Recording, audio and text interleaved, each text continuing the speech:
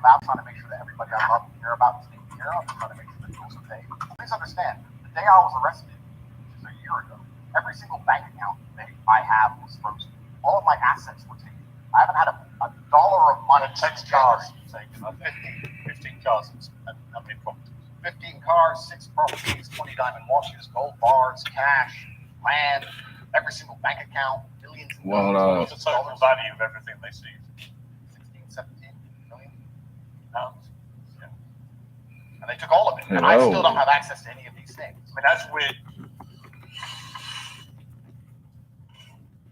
Did you see the face? Okay. So you see the face that Piers Morgan makes at him when he says, because he's probably, when he's saying, like, they took all of it, he's thinking, like, how you look like you do right now? Like, there's no way you don't look like a guy that's hungry, you know what I mean? Doing this interview, you're expecting to hear sometime today as to whether you may get those possessions back. Is it all or nothing? Do you get it all back or nothing? Correct. As we sit here, the judge is deciding whether I get all of my items returned or I get none of them returned. And truthfully, under the law, I should have never had them taken in the first place. The judge decides. And I have to put my faith in the Romanian judicial system. I have no other choice. I'm not a coward. I'm not going to run. But let's not talk about the Romanian judicial system. Let's talk about the judicial systems of the world. I've recently seen some very scary decisions in America and England and these Western democratic nations. You see people do 20 years for attending a peaceful protest. So you start to sit and wonder when you're in these situations, what is a trial? What is a judge? What is this? Is it just people in a room? Which peaceful process are you talking about? There's been a few. And who's got 20 years for attending a peaceful protest? I don't want to say names. I saw somewhere on Twitter somebody attended, I think it was Well, if you're talking about the January 6th riots, they were riots where people died. Well, it's They're interesting. not peaceful protests. Well, it's interesting because the world is actually very nuanced. What up, That Bray? wasn't you. I thought it was a huge problem. What I tried to do, attacking the US cabinet. well, what I tried to do is I try to look at a broad spectrum of events. I try to put things into a nuanced view, and I don't try and take a instant black or white point of view on things. And the fact that BLM were rioting and destroying the entire nation for months during that exact week, and then some other people got together with an opposing political view and are facing serious prison time for doing less damage than BLM did. I find that kind of scary. What's up, Ray? Well, in a democratic nation, we should all be the same under the law. But actually, just to be clear, on January 6th, people died. People died during BLM. I got Easy playing on my tablet until it dies. That's the same when you're talking about BLM marches. Let's go hop on our theme for a minute. It's like on a few more people to hop on here. Kentucky just whooped Miami's ass. Oh boy, from here, from right down the road, old Reed Shepherd, they fucking them up tonight.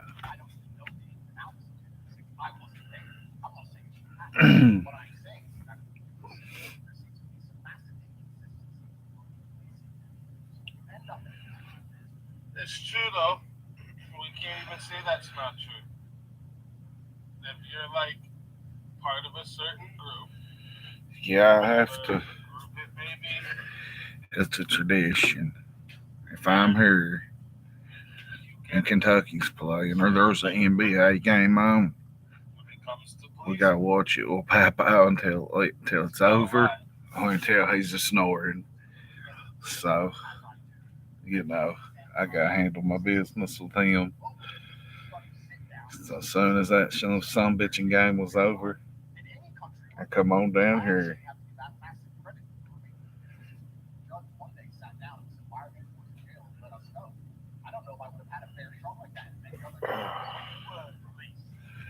Talking to Long Gone in the comments on Easy. My brother and I were in the same cell at that time. We were extremely happy. I remember using the last of my mouthwash. For today, I had some rituals to keep me sane, and I enjoyed one sip of mouthwash a day. It's made no more that sensation. Talk about what time I did in jail back in the day. Nothing in this fucking world is harder than work for work release in jail. where I was They kept locked us up in entertained, Harlan. though. He's Pine just- County lock work release was fun. Harlan's was slavery. Oh my God. Man, that shit was the hardest work I ever done in my life. We turned the school, the oldest school, into a challenge academy for like a boys' home. And when we picked up garbage, we would go from one county line and walk like 30 miles, picking everything up. It's awful. I'll have to move here in a second. Here comes my mom and aunt. Unless they won't come in here and talk crazy. I hope they do. What? I'm getting ready to ask Danny where was his daddy. Well, I'm right I here. found his daddy. Why is there even that question? Why do you follow that up? Where See did what I mean? That's what I mean. Like, why do people gotta go every single thing about everybody? you know those real Tomlin? Mm-hmm. I took two right at the beginning of the ball game, and I'm yawning my head off. You did too? No. You done it? No, I won't have no trouble. I won't have no trouble with that. It took me a long time. You want me to go get it? Or is I wouldn't know how to get it. I don't know. Just chilling. Well, it's not bad. I'll go get it. I don't know where Tate's supposed to be, so. I'll get it. Because I may not go back upstairs for a while. Okay. Oh, Lord. Wasn't that a good ball game? Mm-hmm. Oh, shit. What? Somebody say what? I'm watching something live on YouTube. It don't matter. Talk all you want. Damn. Multitask. Get I'm live on my So YouTube stupid. and listening to somebody else. Do you remember? I don't know what would. Let me see if somebody knows. Do you remember that fuck nugget, JimHo Collins? They lived in Lowell on the old back road over across the bridge. What's that road? Cow Chester? No, not Chester. Did they Anyway, go across the river across? you go across the old Lowell Bridge and the old Lowell on that back road where you lived. Yeah, They that's lived church. there. Yeah, right up from the church they lived. What was Jimbo's mom and them's name? Does anybody remember? I really ever knew. I was asking them. He's about Jonathan's age. What's he do? He married a 12-year-old. Oh, Yeah. now he's got to How ask did him he do financial that? questions. I don't know. The parents must have signed it. The parents did sign it, They just want to get rid of it. but as long as that is, people still don't understand that ain't from around here that back then that shit was acceptable at one time, Yeah, it's true. even though it's not acceptable. Yeah. People did accept that shit. And they married first cousins. And that is terrible. Mm-hmm. Because your children will be retarded. You know, Lisa Massengale's fucking her niece. From What? Dustin Massengale, I swear to God, until he went to jail for child support. And then he was fucking her, his cousin, Chester Hubbard's daughter, Crystal. And that's just, yeah, that's just first cousin. And then he started fucking Brandon and Lil Tracy's mom. I swear, I can't Oh, yeah, think and of that- Daddy. That's where I Right, was I saying. thought he said Yeah. had People another that work we week. were told were Week's victims, work they said done the at opposite. tomorrow. He said, he's So, hoping. I don't get it. Ray takes it for inspection tomorrow. I said, so how's he gonna work on it? How you gonna work on it? And go to. He said, no, I hope I don't have to do it tomorrow. He's gonna take it for inspection. I thought he was gonna work on it. And my wife's what he told me. What? They've got to work another day. Yeah. Well, he told me that if it was same thing he told you, they You took do. it for inspection. And it was done.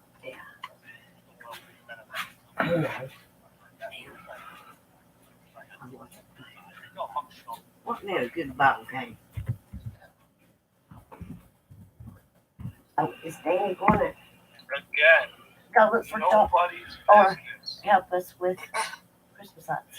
I don't know, but either which way I made up early to do one of the two. Okay, So you're on live, ain't you? yeah, I'm fixing to go upstairs. No, you're fine. I ain't but two people in here right now. I'm watching another person's live. They can't nobody hear me there, so it don't matter. Means it's not even there. Yeah. Really? 500 views. We'll do it again. Let's have it get started. People's wanting to, yeah, I know people's wanting to buy stuff, but not championship. For real. Let's say that in the background. Check it out. People went crazy over all them beans and shit back there. I was showing them. Yeah, Mm-hmm. damn, don't you? They could be there, don't mind. Yeah, Crazy. it really could. Just a little YouTube page cooking. People love Appalachian cooking. Oh, they do. They Stories really do. to go with it. Cook it for them. Something that ain't gonna go bad. Mail it and boom, you get your money right there. You ain't gonna believe what happened to us at Walmart. What? Oh, God. We was back in the Christmas lights. And it's black and white. You know, you never see blacks and whites together in London. Never. Well, they was tonight. And this guy looks at, I overheard him say, I thought he said Snoop on the stoop. And I said, Snoop! They turned around and looked at me. I said, did you say Snoop on the stoop or what'd you say? And he said, yeah, well, guess who this dude is? He's with this white chick that was DMX's agent. Yeah. That has pictures of her and him all showed me on her fucking phone. Yeah. Her kid snuggled up to Snoop Dogg. She lives in Toronto. He is from South Carolina. And they go back and forth to Georgia and Knoxville, back to Toronto. And told me to look at this new guy that she's got a hold of that she's an agent for. I can't think of his name, but it's in my purse. Hell, I was gonna look it up. What's up? Where's my purse? Oh, my purse. Right there's my purse. Right here. Okay, isn't it? I don't know what the fuck I did that for. Did that because I thought something was in. I kept seeing fucking bugs that ain't bugs. She's tweaking. I guess I am. But listen, she's pushing this wrapper right here. She knows them all. Personally. Yeah. Oh, just a minute. That's his name. Lucinda or something like that. Yeah. She's pushing him right now. She's an agent for all kinds of these rappers. Yeah. She showed the proof. She damn sure did. And they fell in love with us because I said something about drop it like it's hot or what's my motherfucking name. They hooked up to me and Brenda and was talking about going to church without to Al Green with us and shit. That's what we was going to Walmart salon for. Yeah. Keep that number. She's an agent. Yeah, she is. She Check might this could dude help out. me with my YouTube shit. Look him up on YouTube right now I'm and see what fixing to. see what kind of music he does. I said, is it the same type of music? And she said, hey, she was with DMX till he died. Yeah. Shit. No shit. And when I said, y'all gonna make me lose my mind, they know the fuck I know what the fuck I was talking about.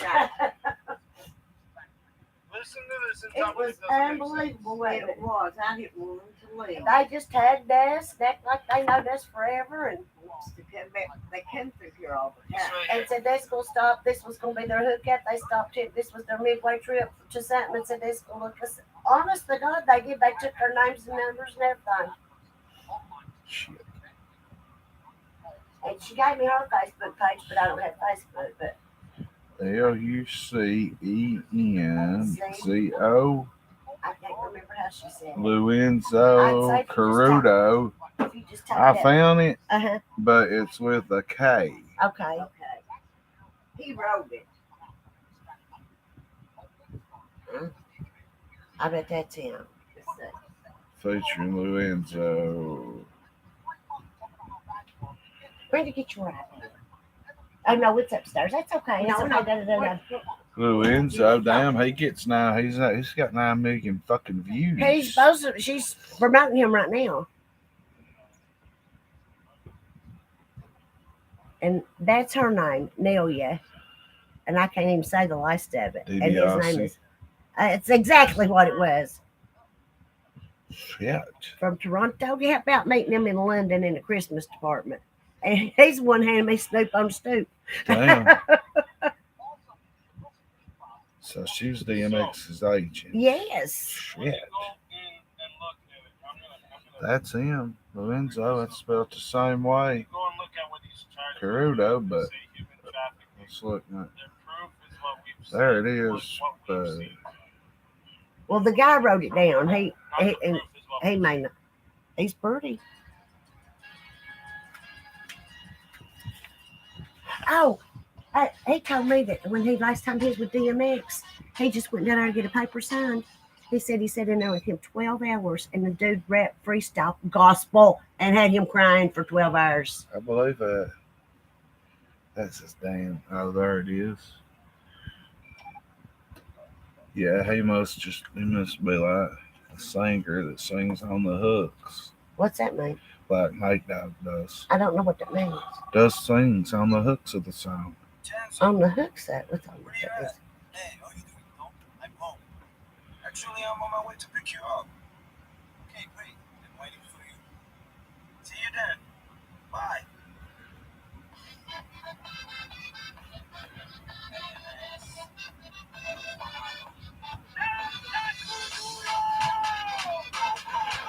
Keep that fucking number. I want to call them people. They might look that shit up. Might fucking.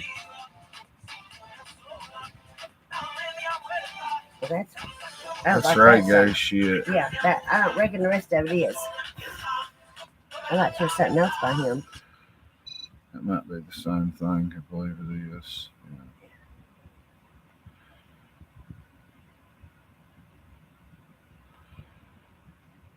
Well, there he is with Pitbull. Oh shit. Yeah. How many of you that got 7.5? Yeah, they know what they're doing.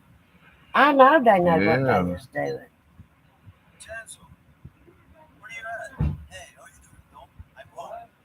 Actually, I'm on my way to pick you up. Okay, I gotta check it out. I'm gonna go on upstairs. Oh, I want it. Okay. Uh, Let's wait in this. Why? I rang. You don't know what? Your phone.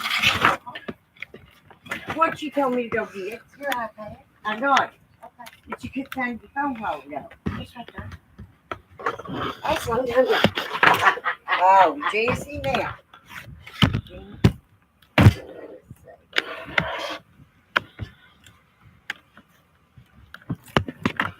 Okay, so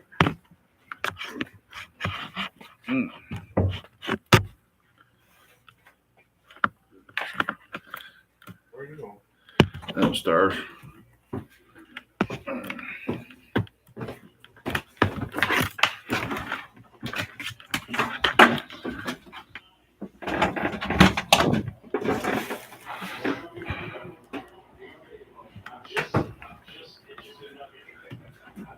Okay, I'm back.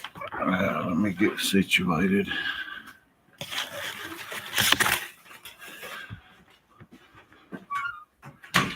Sometimes, Mom. Yeah, I need to put that number in my phone. Them motherfuckers look my TikTok up. They love me. I do believe. Oh, man.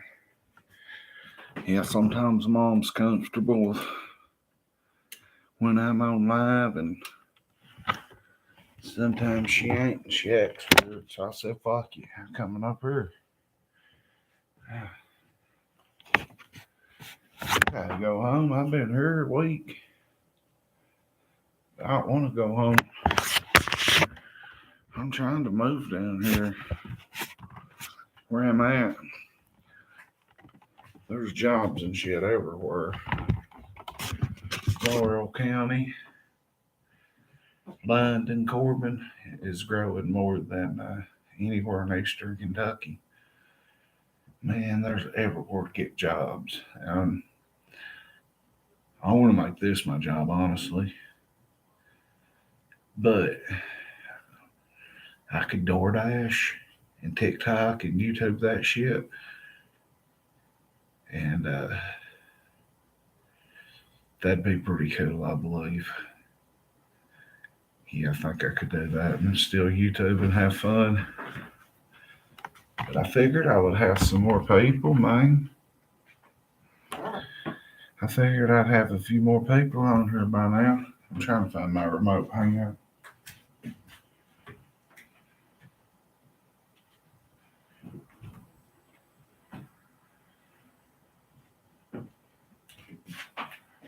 I swear I can't find my remote nowhere.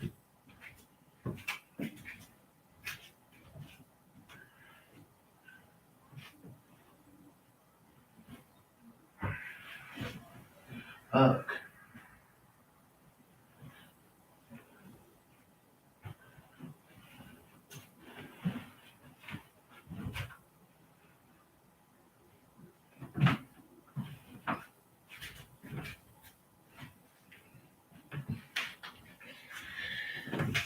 Well, anyway, I was taking a shit. And I was on this tablet.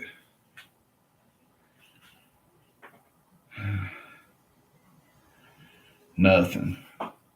I ain't been doing shit. I've had to deal with addiction and depression so much. And my kid, he's just been out of school 2 years. And I am just now getting my shit together enough to where I could, without depression or addiction, actually go to work. And I'll be the first one to tell you, I don't like to work. I ain't no factory worker. I ain't into none of that shit. I gotta have something easy. My body's beat to death from fights and car wrecks. And my shoulders beat to death from fighting in football. That's where my addiction started. Was from my shoulder. So yeah, I ain't had a job since 17, a paying job. But I've been employed, trust me. And I've been well employed as a drug dealer up until a year ago. So money comes hard now, though, for real. Not selling. Money's a motherfucker right now. That's why I need to fix my cash out. And I forgot to do that again.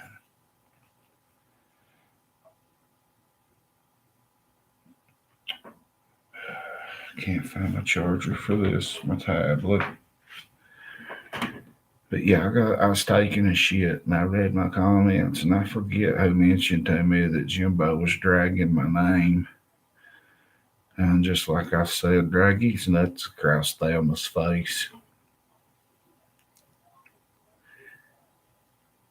I think I worse than a drug dealer. That don't bother me. I'm proud of my past. Like, I raised a kid through all that shit, you know? And it never affected him hardly. Worst thing affected him was when I wasn't dealing and I didn't have Xanax because I'd stay depressed or I'd sleep from depression. A lot of the dealing I was doing was because I couldn't get a doctor to prescribe me anxiety medicine. So I would sell it just to have it. And then I would do too much of it, obviously, because that's what addicts do. So, yeah. But if I can move down here from Harlan, I'll be getting my vehicle fixed here shortly. Maybe a place like these people will hire me. That's my love right there. If you need something from up this way, I guess you can see it.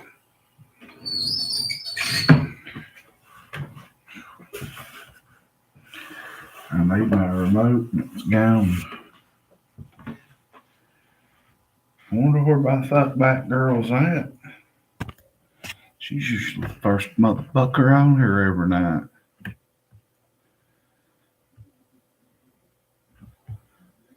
So it's 2:30 or 3:30 in the morning over there.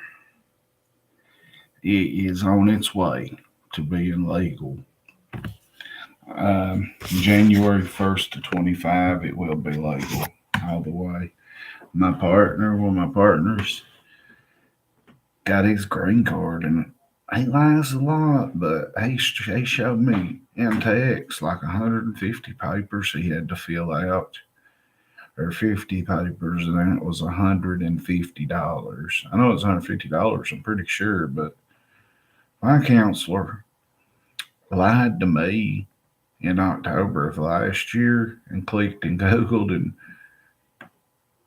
pulled it up, and she told me I signed up, I'd be getting my card in the mail, and I never signed a paper or nothing. And I was like, wow, that was easy.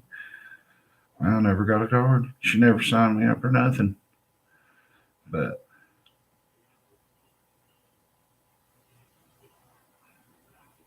I don't know why.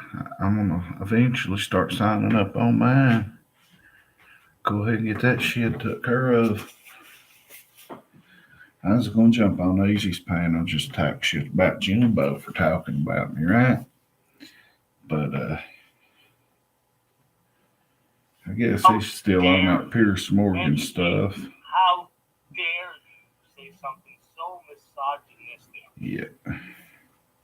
How When he gets done with that, I'll hop on there and talk some shit with him. But what I don't understand is if Jimbo wants to talk shit, I got a bad shoulder, he's got a bad neck, it'd be we both got a little handicap to our body. But I throw my things, shit. I ain't good on my feet. But I'll grind and pound your ass and choke you to death. And when I choke you and you pass out, I'm gonna bite you and wake you up. So fuck Jimbo. If that whore's got a problem, I could be where he lives in 5 minutes. For real. Well, maybe 10 getting shoes on. Yeah. You're at it. You're at right. You're 100% right. I'm gonna look right here for this remote and I'll be right back.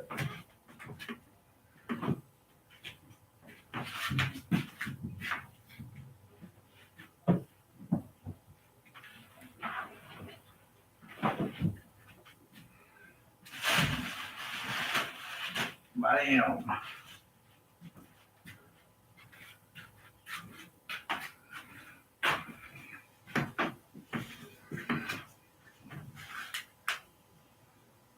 So, yeah, I like Easy. Fuck.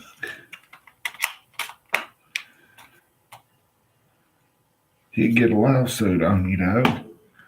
What can he sue a broke motherfucker for, though?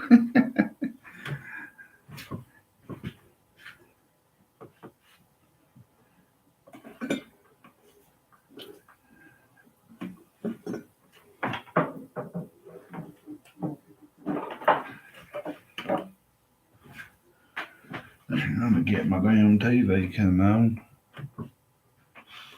so I can catch up with this Golden State game right quick.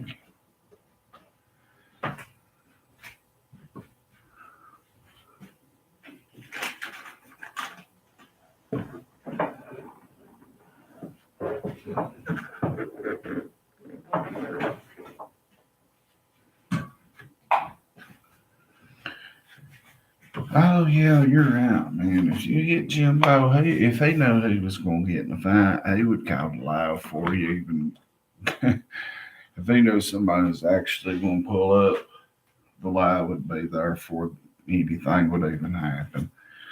But if I'm down here and I run into him, Kroger's or something, the gas station Morty, we'll see what's up. He will be packing's all I'm saying. I ain't got no beef with him personally. It's just our YouTube bullshit, but I wouldn't even take it serious. But bro, you're 2 miles. I'm in 5 miles away. Talk about it. Be about it. Bitch ass motherfucker.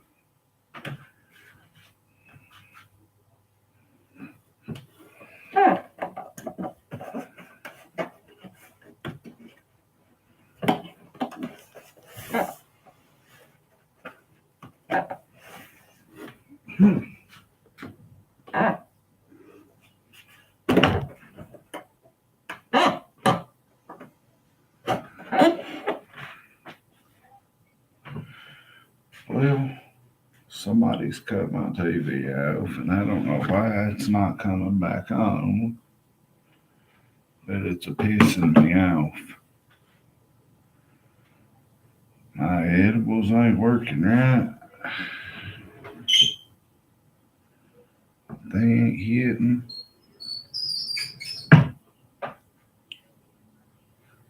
Like I'm fried, but you can look at my eyes. Normally they'd be like this. But, oh well. I'm fried enough to not be nervous and just be cool, calm, and collect like it's supposed to do, so I don't have to be super stoned every night, 24/7.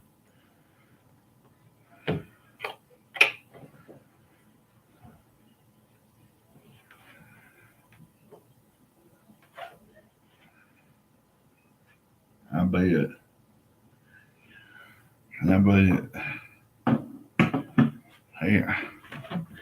And a coward will kill you quicker than a gangster. You know what? A coward won't fight and just shoot you. I would love to get JimHo to come on here. Because I heard he recorded our little phone call. I said everything that was in it. I said everything that was in the messages we sent to each other. I knew that would come back. That's kind of why I said the shit, just so I could be like, yep, I did it. I did it. I said I'd work an angle with JimHo. So, whatever. I'd rather just get him somewhere fighting. That's where, if he wants to talk about it. Bitch ass motherfucker.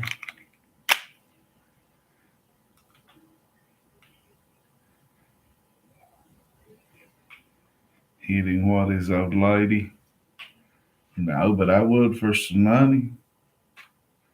Bottle of pills, I'd hit it. I'd take them and sell them. I wouldn't do them. Unless it was Xanaxes, then I might relapse. But I'd fuck her for a bottle of them Perk 30s he's got, them old Oxycontin. Yeah, I'd beat it up and let him watch. Make me about $800-900 or more off one bottle of pills. What do you think about it? If you got 90/30s and you're wholesaling them at 30 or 40 a piece, add that up. Or add it up if he is selling them for 50 or 60 a piece, 90 of them. Hell yeah, think about it. He got about 8 or 9 going doctors. The old classic pay for my visit.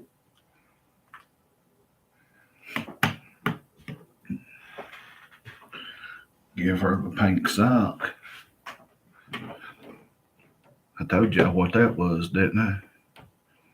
I carry my dick drinks. When I pull it out, I pull the inside of her butthole all the way out like an inside sock hanging out of her. Inside out sock, should I say. Yeah. I figured I was being recorded. I didn't give a fuck though. Like I told you, if there's something I forgot that was mentioned in that conversation, I don't care to admit to any of it. I wish I could admit to my TV working. I don't know what's wrong with it. The button on the back ain't working. It's plugged up.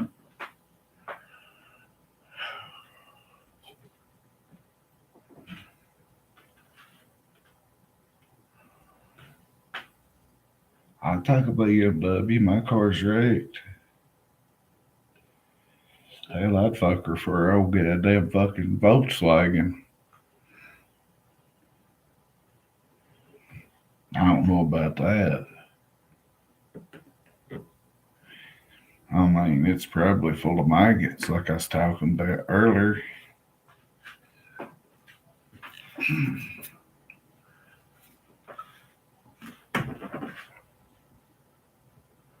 See if Easy's still out. About fucking Jimbo looks purty in that pink hat.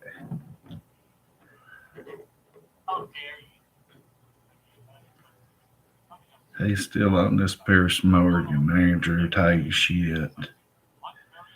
I'm not really familiar with all that drama, but my kid fucked with Andrew Tate. I could get him to fill me in on it. But when he gets off that shit and gets on to Pink Hat JimHo, I don't think I'm gonna call him Jimbo at all unless it's an accident. It's gonna be JimHo from here on out. JimHo.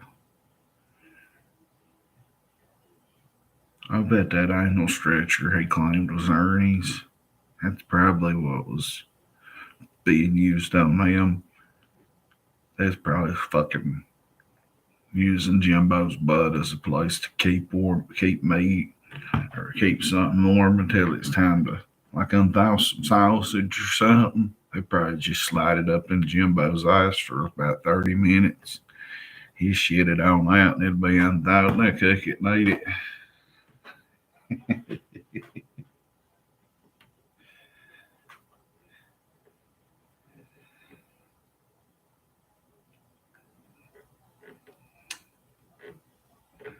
Man, I forgot something. Y'all gonna ride with me? I gotta go get a cup of coffee. You gotta stay right here. Don't change your channel. I'll be right back.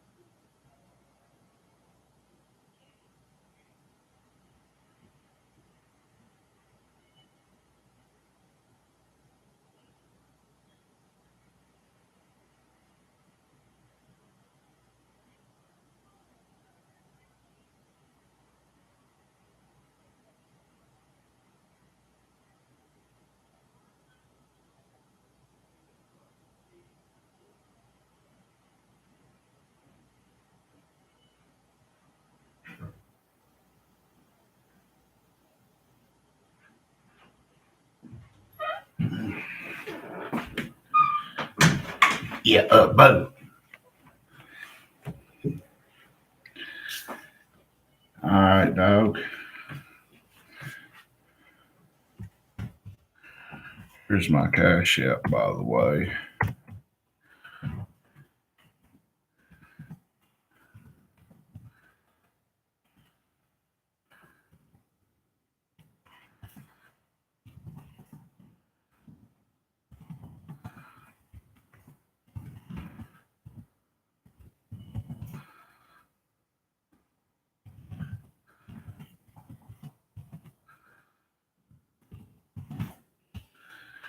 Who's still with me besides my boy Ray? I like his hat on me just about like that.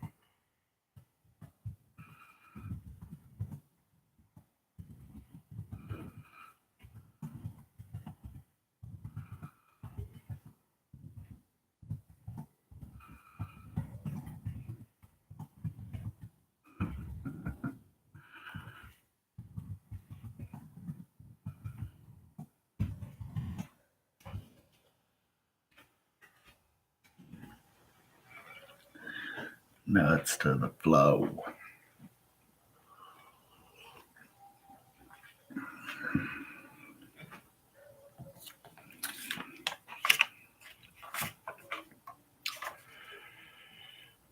Yep, it's right there in the chat. Got my cash app.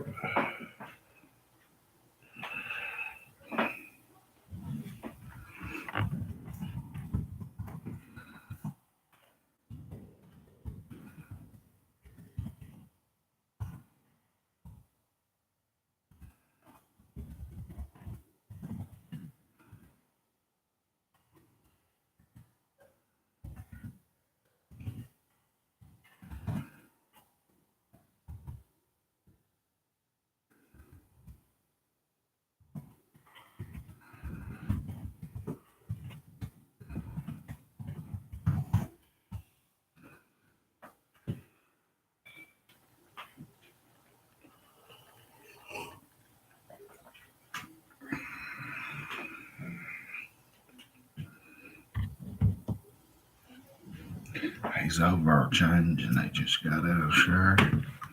I'm just trying to be quiet and let him get on back through her.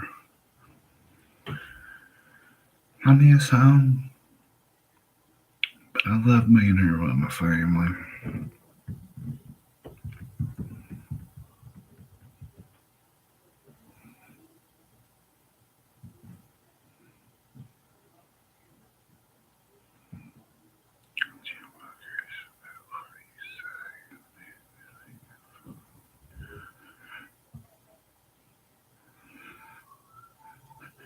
If I said it once, I said it a million times. If Coach Peto wants some smoke, I'm 5 miles up the road right now.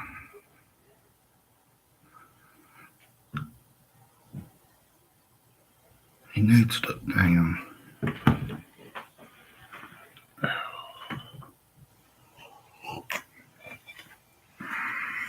Mason jar coffee.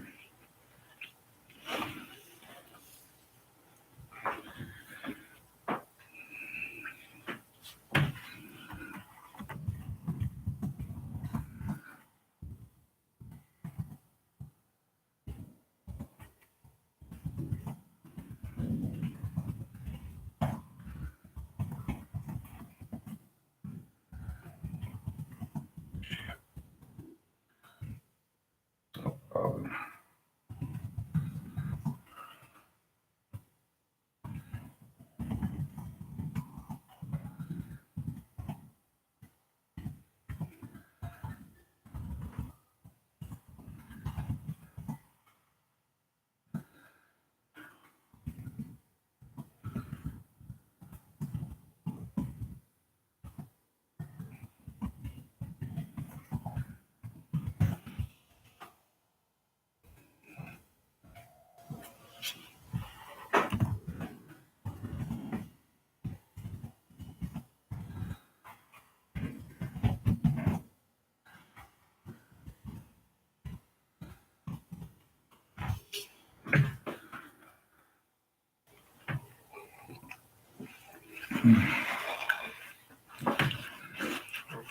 What was he in the hospital for?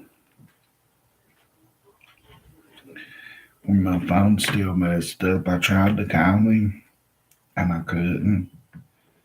Or I did once. Everything I hit has a green square around it. It's been like that since last Tuesday. So I couldn't get a hold of him.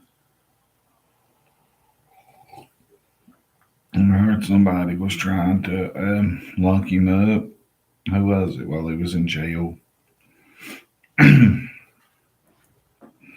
Well, if you ever get a warrant on you and you're running from a while, go get committed to the hospital. Go get committed to the psych ward. If they can't take you. I thought Nicolina wanted to bury Jimbo.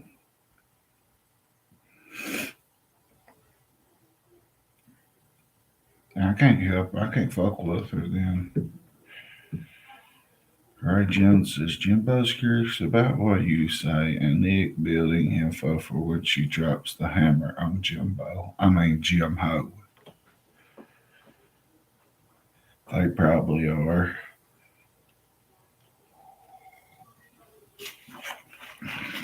Jimbo was going to work together with me, but he said he was too old to work at Angle. But what's he doing with her? What's he doing every night working at Angle, a storyline talking about Ernie?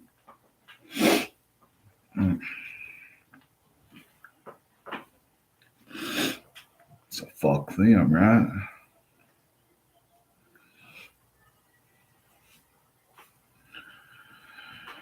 Oh yeah, I got a chair.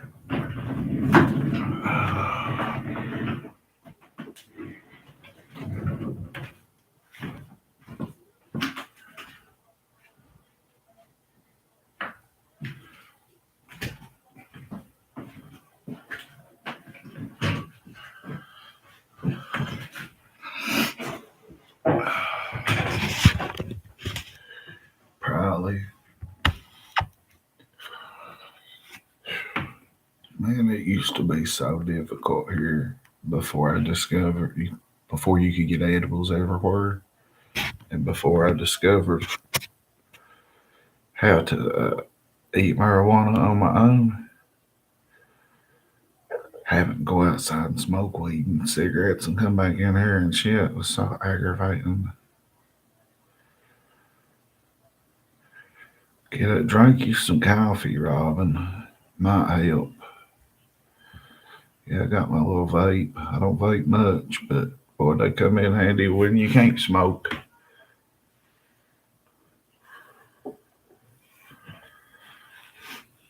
I can smoke downstairs.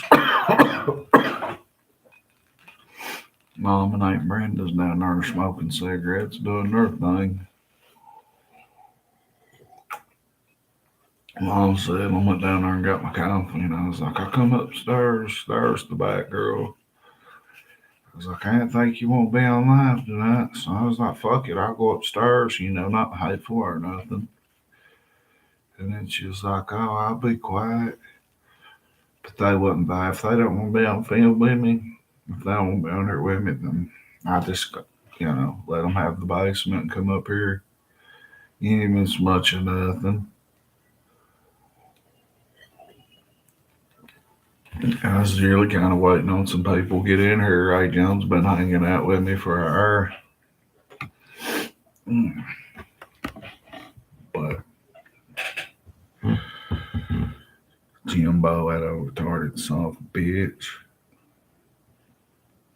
Wonder what I don't care. Pretty much, Ray's right. Because I was wanting to talk to Batgirl. Find that wrestler Goldberg. Bill Goldberg, the wrestler. Find his theme song and put Jimbo's head on his body. Jimbo thinks he's Goldberg or something where I never seen his wrestling company but one time, and there was like 14 or 15 people there. And Ernie talks about a Scotty Adams. I went to watch Scotty wrestle, and it was the most generic wrestling ever. But I'll give him credit. The Warrior Fighting promotion was pretty cool. They had some bomb ass fights back in the day. But yeah, I was taking a shit reading my YouTube comments, and Buttercup might have been who it was. Somebody left me a message, a comment, said Jimbo was dragging me through the mud, or dragging my name. Yeah, I'd be hanging out with every one of y'all for his neighbors. We'd be like little kids hanging out.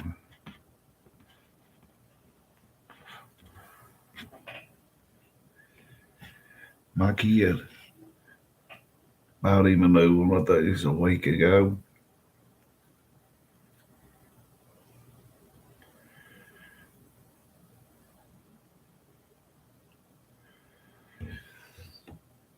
I don't want to talk about none of them motherfuckers. Buck 'em. Just buck 'em. Oh, you did miss something, bad girl. My mom and Aunt Brenda love soul music and black music, rap music. And I went to Walmart. Damn, I wished I would have went with them. What's up to much BS? They met DMX, his former agent, this white girl who was with a black guy. And they heard, like, you don't see mixed couples here in Laurel County or Corbin. You don't see that shit here. It's more common in Harlan, where I'm from, than it is here, and the population is way bigger here. You don't see a lot of black folks here. So seeing them still in 2023, almost 24, a mixed couple in Walmart in London is still not it's very rare. Like, there's more black people moving in here now, thank God, because I love my black people. I wish London was full of brothers. I might get back into some illegal activity though. But anyway, Mom and them's got this woman's number, and the guy she's managing now's got like millions and 9 million views on his YouTube. And Mom and them went to Al Green's church in Memphis, and her and Aunt Brenda did, because they're big Al Green fans, like I am wrestling. Like, that's their shit, and that's why I grew up on it. And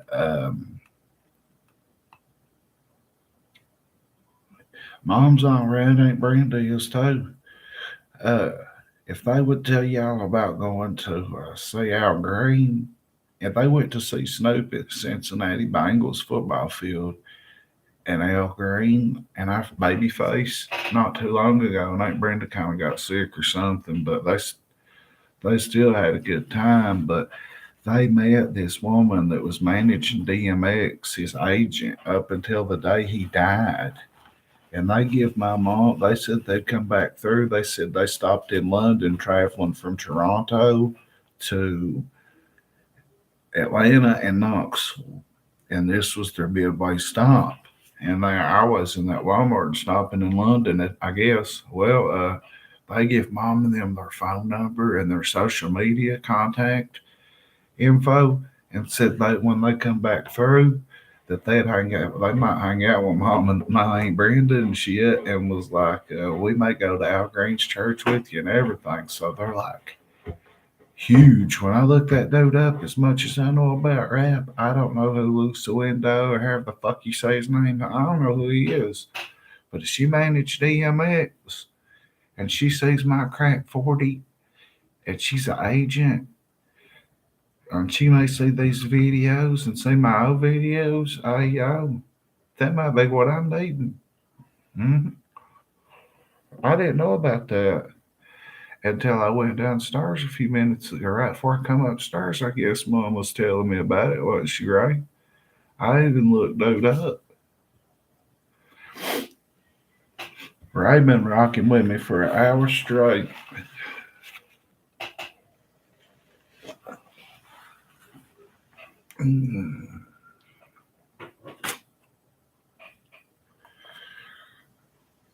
Yeah. Let me do this one more time.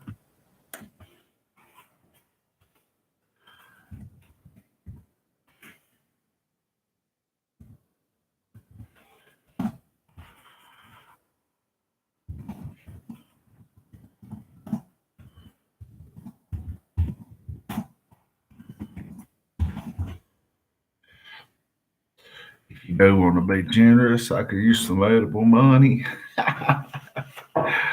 There's the player's cash out.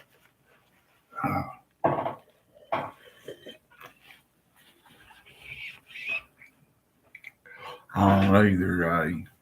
I got to get up early. I'll put Christmas lights up tomorrow. UPS is hiring $23 an hour. My kid's gonna get up. He didn't go back down to the job he had in Nashville or below Nashville.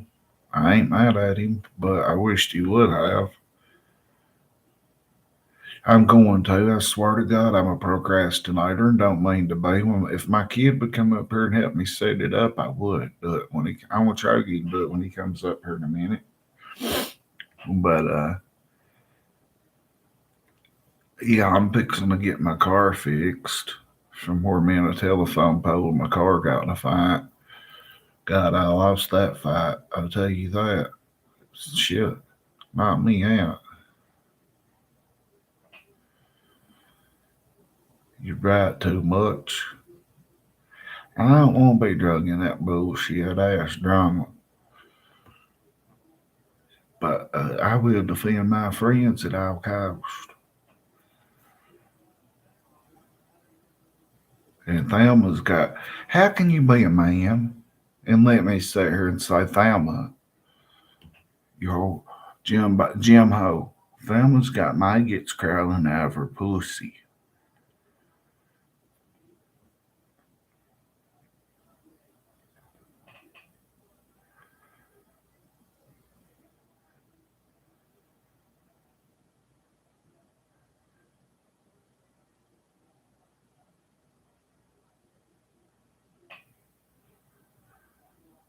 My phone's still locked up, dog. I can't fucking use it. But that's my kid's cash app. I can use it for now. I'll get it. If I get up and get moving around, I'm going to a fucking store, AT&T or Walmart, and I'm going to get that shit fixed. I ain't even been able to look at my face, but nah, I'm saying that. Tell Jimbo I said that. Maggot pussy. Oh, goat cheese pussy. That's what she got, goat cheese in that motherfucker.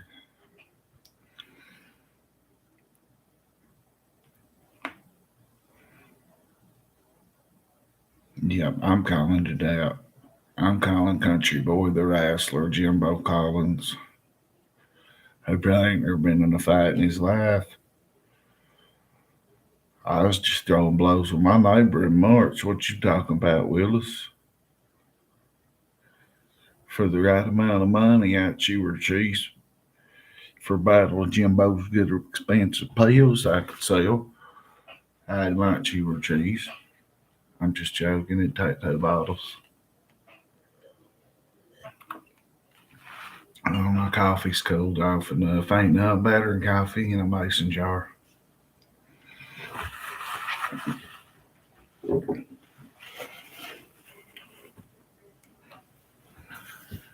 Where the fuck's Evil, Alaska? Ray's down in the 504. But there ain't no connections. I'd love to be out on the swamp.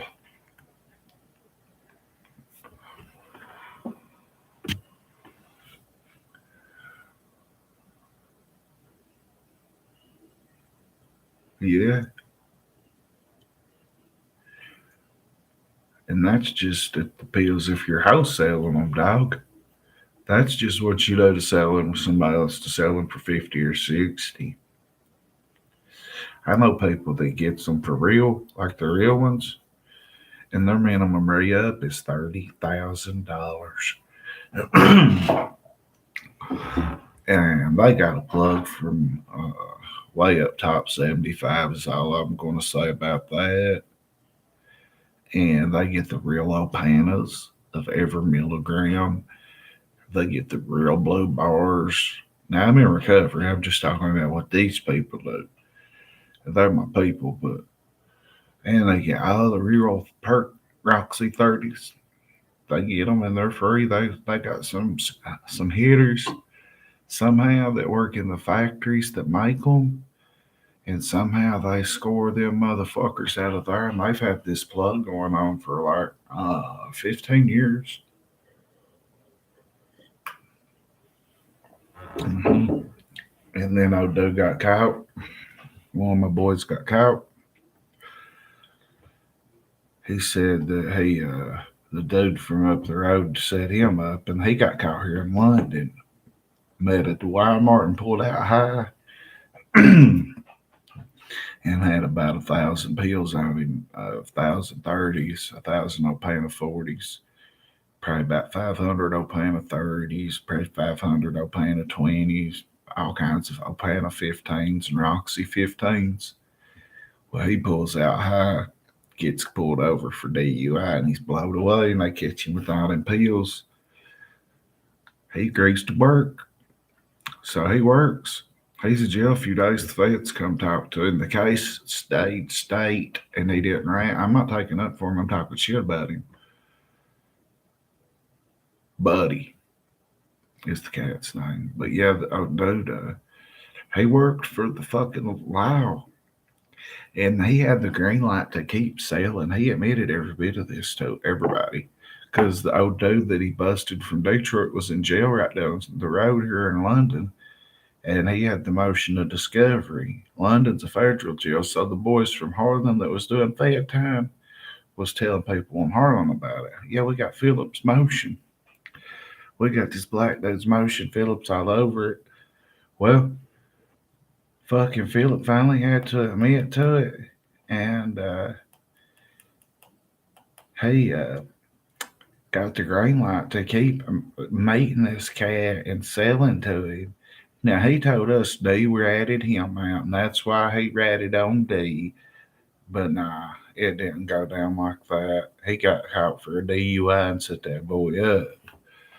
So he has to have a story to back up why he snitched. So he's saying because that dude set him up, it's okay to set that dude up. No, you rat, you rat. But bro set him up, and the police was like, "You're green lit. You can buy off him until we tell you to stop. Just keep doing what you're doing. Buy your pills. Go to Harlem and sell your fucking pills." Well, eventually he asked him. He was like, "Well, how do I know when to quit buying off of him?" And they was like, "Trust us, you'll know." He claims he never talked to him no more, but he was talking to his lawyer and cutting deals, and he set this cat up. He claims that they pull up at Walmart and that the DEA and that the fucking feds and the Laurel County Police had old dude swarmed. They met in the bathroom in the London Walmart every time the same way. And fucking Philip says that they pull up and see Walmart surrounded with cops, and he called old boy's phone. He didn't answer. But no, Philip really walked right in the bathroom with the 30K or however much it was. He walks in the bathroom, and all them agents is hid in Walmart. When D walks in, they run in the bathroom while they're making the transaction, and wham bam, thank you, ma'am, got you, throws you in the slammer. So D done his time here and told on Philip, and now guess what? September 25th, Philip went in jail down here after people in this jail already had seen his motion of discovery with his name on it. Now Philip will go in there and start talking about bragging about how many pills he sold and shit. And somebody might remember him and be like, "Yeah, you set that cold black boy from Detroit up, didn't you? You set Dave from Detroit up," and probably whoop his ass. You know, I mean, he should. You don't tell. You tell on child molester. You tell on fucking somebody beating their wife next door. You can tell on somebody for that. But if you get in trouble dealing drugs, you don't tell on nobody to get out of it. You do the crime, you do the time. I didn't tell. I didn't tell on nobody. I did mine like a G. I missed my kid's first grade year. half his kindergarten year.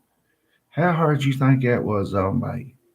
Raising my kid laying in bed before I went to get sentenced, waiting on my time and hoping to get probation, but I didn't need it. I was too strung out. I needed time. Laying in the bed at 2 o'clock in the morning looking at it thinking, damn, somebody I went to school with from fourth grade till we graduated busted me. And now they want me to bust people. I couldn't do it. I mean, I just couldn't. Never give a thought. Except for when I tricked them. So the day they got the buy on me was December 18th, 2007. And they followed us everywhere we went that day and told us when they pulled us over that night where I would sold drugs at and exactly who I would sold to.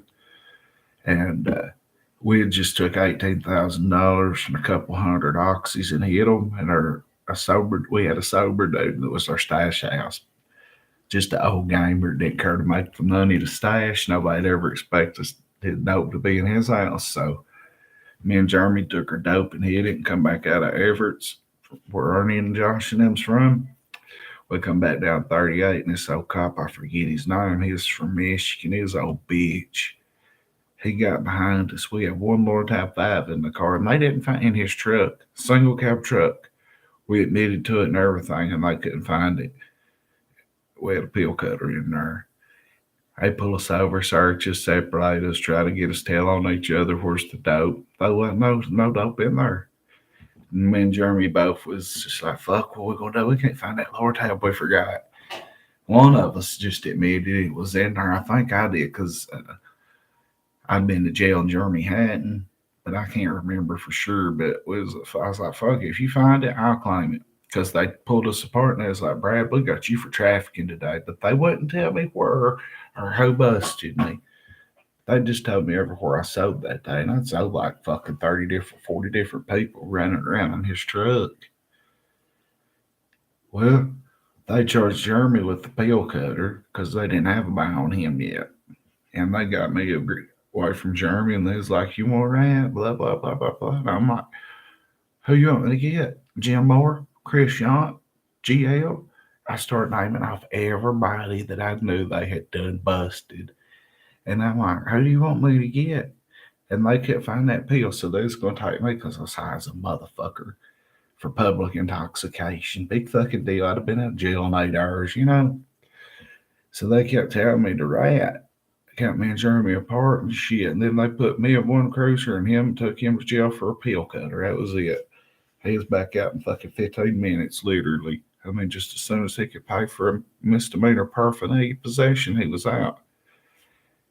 So I just kept telling them names of people I knew that they had done busted because they was busting everybody at that time. Like I went to prison together. It was like a high school class of people went to jail and prison together. So I just gave them names they already knew. They already had buys on. They didn't need them. They done got them. And that got me out of a PI. But then I was in jail over them same charges. And some people robbed a pharmacy real close to my house in Baxter, where I used to live. It was ironic because me and Jim Moore and Chris Yant was in jail talking about how he had made rob Donnell's the pharmacy, especially if it snowed and you had four-wheelers. And we was talking about it, and I'll be damned if it wasn't like 2 weeks later, for real, somebody hit it. And I've got ideas, but still to this day, nobody's ever told you, boy, who done it. But they drug a lot of people out of jail cells that got arrested. They had a roundup around that same time from when Shelby Shell flooded the fucking cell. So Shelby flooded the whole cell. I think I told y'all, I know I told y'all about it, but I was in the cell next door after Shelby and them jumped me and they flooded that cell. There was only 3 people left in that cell and it held 27 people. And they brought a bunch of people in on indictments from selling. And probably half of them I named to the cops. And they started dragging them out because they had robbed that pharmacy like a week before the indictments come out. A big drug roundup.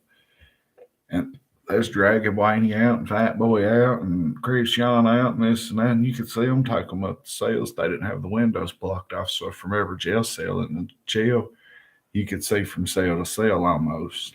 Anyway, well, they come to my granny's where I was living and my mom was staying there.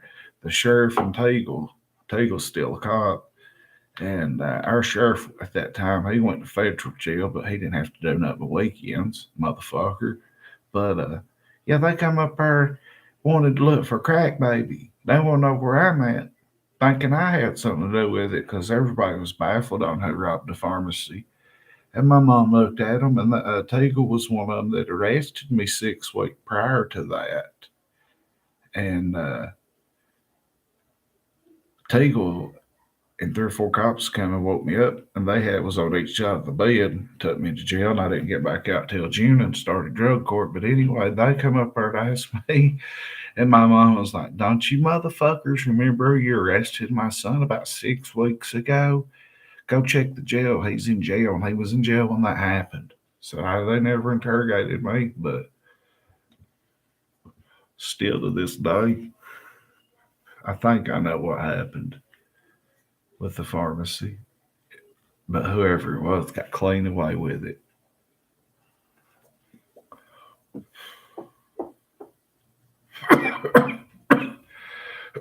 Yeah, when I was on Oxys, it was insane. That shit was the wild, wild west. I don't like, obviously, yeah, there's a lot more deaths with fentanyl. And the meth has turned people into zombies, but the ones that survive the Oxys, like me and didn't get on the fentanyl, we're lucky. We're very, very lucky.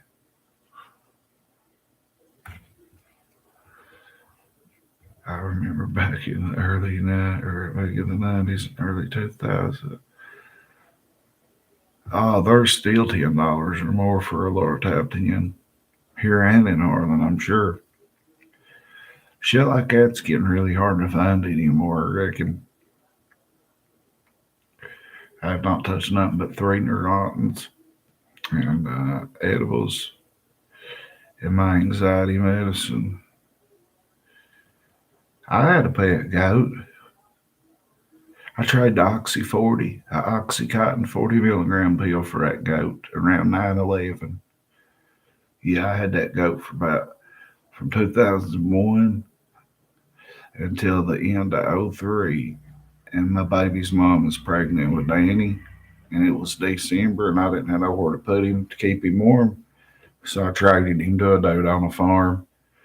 That goat loved to eat cigarettes, fire first. You know, the cherry. Oh, if there was a goat, if Jimbo's got a pet goat, that's what's fucking family. Goat might not even pucker. I might not work. Hell no, I love that goat. That was my motherfucking homie. Like, I got drunk and he slept in the bed with me one night. He hopped right up in that bed. I woke up that next morning and he was just sitting there laying in the bed just looking at me going, like that. He stunk like a motherfucker. I had to throw that mattress away too. I was living in my granny's barn. Heck, it looked like a regular barn on the outside, but it was a livable crib on the inside. We hooked that bitch up. But I traded Bunker, my goat. I just got out the first time I'd ever went into like treatment because I'd stole a bunch of checks off my granny and rode them for methadone. So my baby's mom's beautiful. She's beautiful and pregnant. It's December of '03. And I know them checks would come back. I know I had 5 or 6 weeks at the time before I'd get caught. And I just kept writing them. I was in addiction. So I had to confess to everybody I was on oxys and shit. And no, it was oxys. And I went to treatment. I just stayed like 4 days. Come home. Come down here. And my granny, that's no longer with us, tells me I've got $3,500 from graduation in stocks. Boy, that was a fuck up. I about would have needed for Danny and my baby's mom, though. But I blowed the rest of it. Me and her fell out over it, me and my baby's mom. Even though I bought her everything my kid and her needed and more, just 'cause I don't blame her. But I sold my goat during that time because we didn't have nowhere to put him. And when I traded him to that farmer, this is how I relapsed. That farmer kind of probably knew I was an addict. And he was like, "Hey, buddy, let me ask you. He's like, I'll pay you for his goat on Tuesday in cash, or I'll give you 3 morphine 60s right now." I was like, "Well, if you'll tell my baby's mom you'll pay me in a few days, I'll take the morphine." I couldn't help it. Well, I wasn't shooting up yet. So I snorted that morphine and gave some of it away and wasted it. We was together from August to '02, and Danny was born in April of '04. By June we was complete. We was split up, and then we was off and on for a year. And I'm not knocking her. She was beautiful, and everybody wanted to fuck her, and she fucked everybody. I ain't mad at her now, but I was for years. My baby's mom fucked the fucking best running back ever played for my high school. Right, he was a senior when I was a freshman. Big juice, big old black dude. Right, TJ's my homeboy. I ain't mad at him no more. She got caught fucking him, right, by TJ's old lady, and Carla jumped on the car while they was fucking in the car and shit.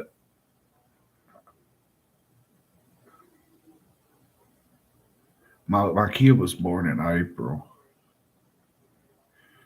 He's a April 2nd baby, a Final Four and WrestleMania weekend baby. I'm a Royal Rumble Martin Luther King baby. But yeah, well, my baby's mom, when she got caught fucking TJ, this other black guy, she was fucking ratted him out. And Carla, TJ's old lady, come down there in the pouring rain, start jumping on the car, ripping windshield wipers off, and this and that, and chasing my baby's mom around town, and TJ, and this and that. And, well, I didn't believe it. I just couldn't accept it. Josh Shanks is actually the one that came and told me about it, actually. Like, I was so depressed about her. I had like 7 or 8 of my buddies at the house, and we was just playing Madden. Oh, the summer of '04 was awful for me because I love my kid. And like, I loved her. And it was killing me. I couldn't believe she was fucking nobody, especially TJ. Not because he's black. There was no connection between them. And that was like so random. But anyway, a year and a half later, and I only smacked her like 3 times. I'm not a woman baiter. Never have been. But a year later, when she finally admitted it, was still fucking and kind of together, and she'd leave Danny and go fuck people and then come back fuck me and shit. Pussy was so good I couldn't help it. I'm 22, 23 in love. We've all been there. But she was like, "Okay, I did fuck TJ." And she started laughing and she said, "Baby, his dick was so big when he put it up in me, I got lightheaded and dizzy and about passed out," and started laughing. Oh, it's funny now. But did I ring her fucking jaws? I smacked that motherfucker's brains out. Oh, yeah, I smacked her fucking head off. She'll laugh about it too, though. And no, I don't regret that smack. Not one bit.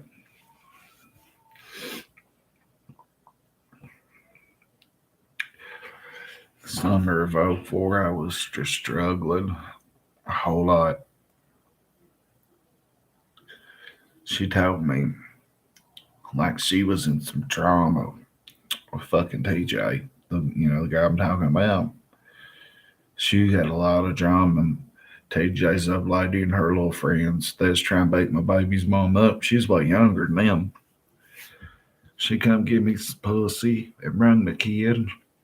This is like August of '04.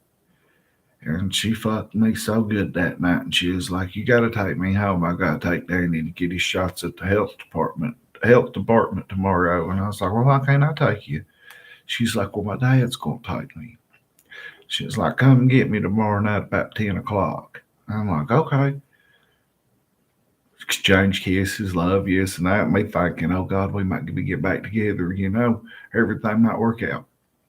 I picked my homeboy who died from lung cancer a couple of years ago, Tracy Cloud, rest in peace on me.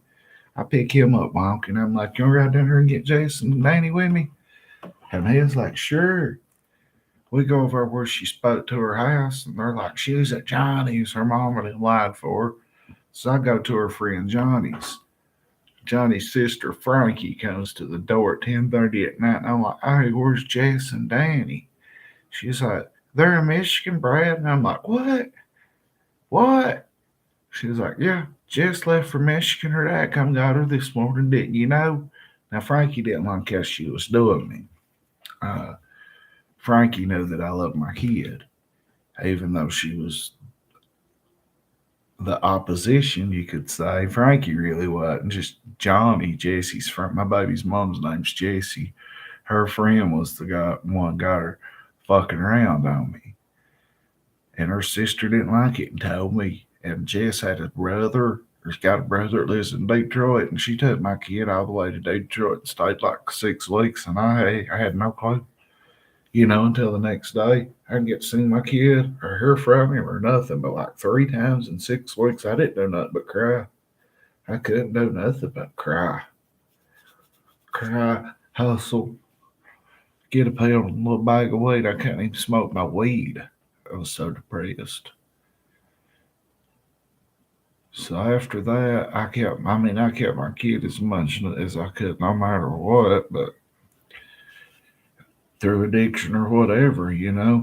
I would just go get my little fix and come home and chill with my kid and just be dad.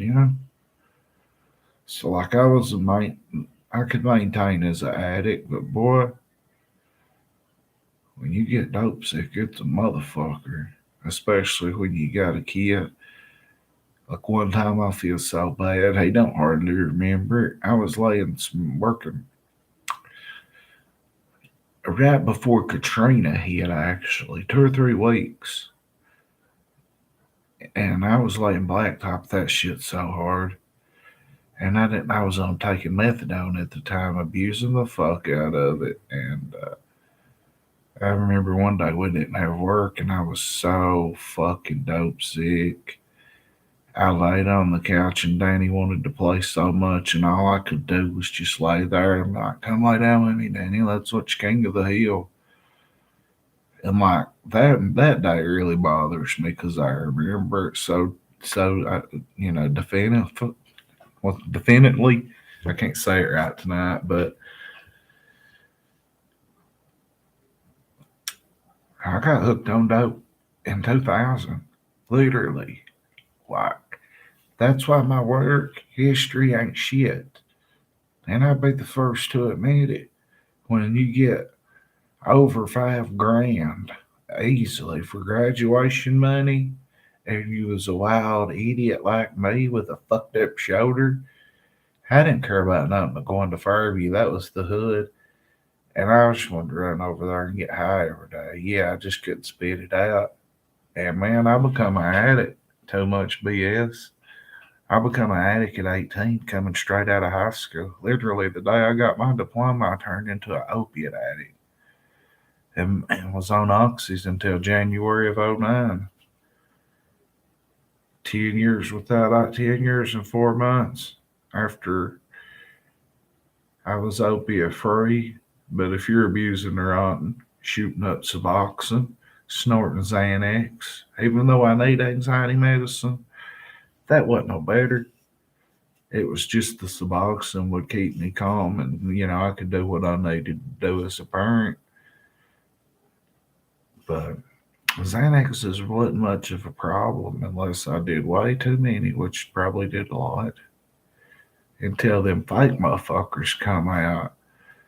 And man, I'd get on them fucking blackout bars with the fucking ketamine and the xylazine. And I'd black out. and go crazy. Yeah, I go crazy. I held my granny hostage and I don't know it. Don't even remember. Like, not hostage, but like, I was blacked out at her house 2 years ago on them fucking ketamine Xanaxes. I didn't even mean to get blacked out. I never do, or I never did.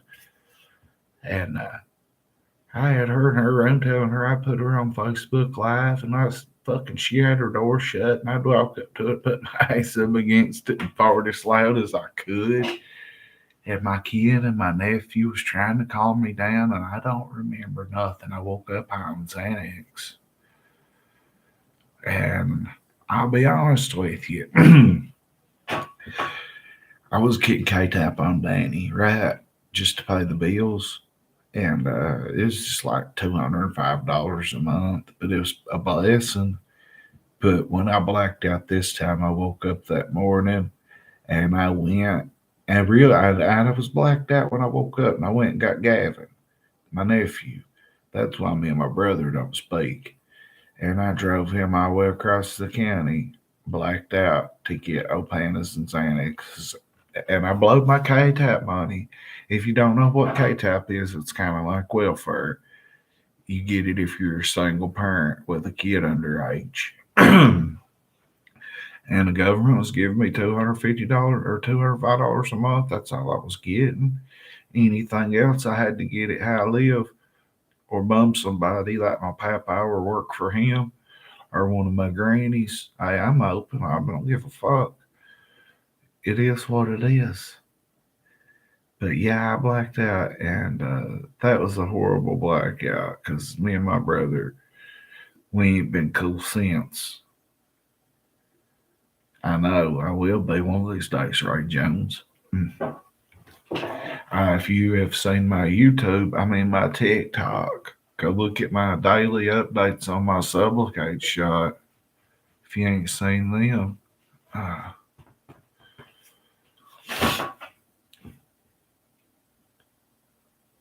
yeah, I've been helping a lot of people with addiction.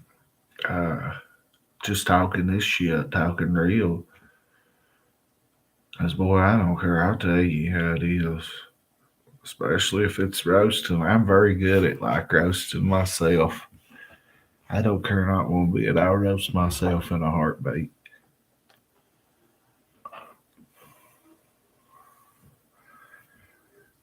So here's your story I just thought about.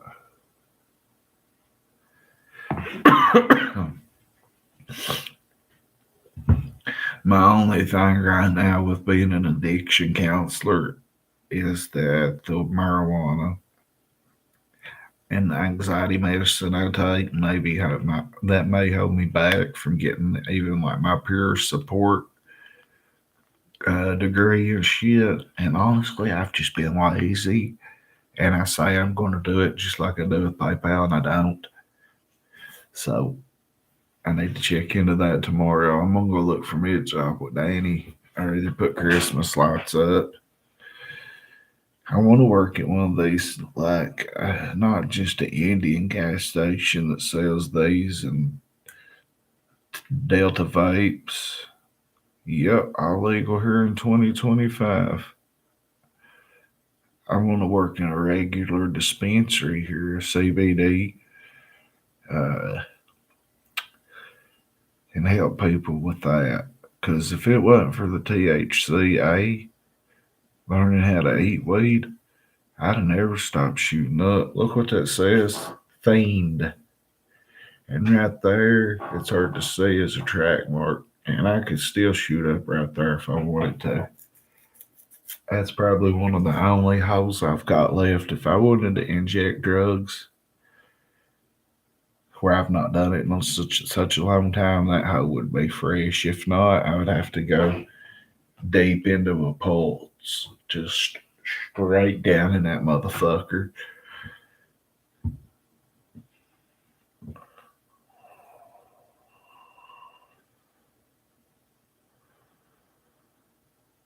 Yeah, if I was in Harlan, I've been helping I call them recovery warriors. These girls I know that work at the hospital that used to be pill whores and meth addicts, and drug dealers and sucking dick for a point of meth, and she had another out here working in the hospital, taking care of every fucking body that comes through there with the mental problems and addiction problems. I was helping them out a lot lately. I heard you can't work in this man. She's a jerk. You might be right?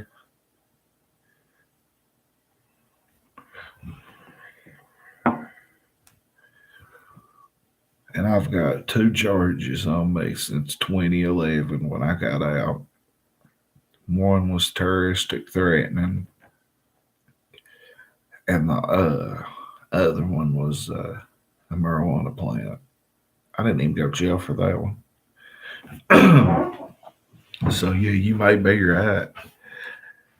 I've had 2 DUIs, one in '01 when I was 19. I wasn't even high, but I was when I got that second one in '08. I'd say you're right, but maybe these ones around here that's just like don't actually sell THC yet. Some of them's got THC stuff in them though.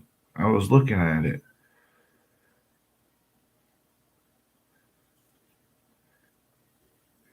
Yeah, I would be a great counselor.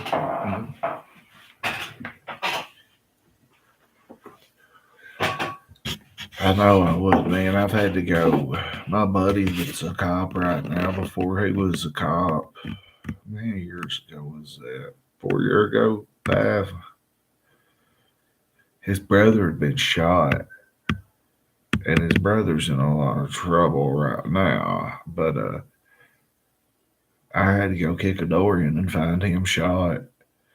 And it was with the girl that shot him laid up in the bed. She beat a murder charge. I don't know how, but she beat it. She kept her mouth shut.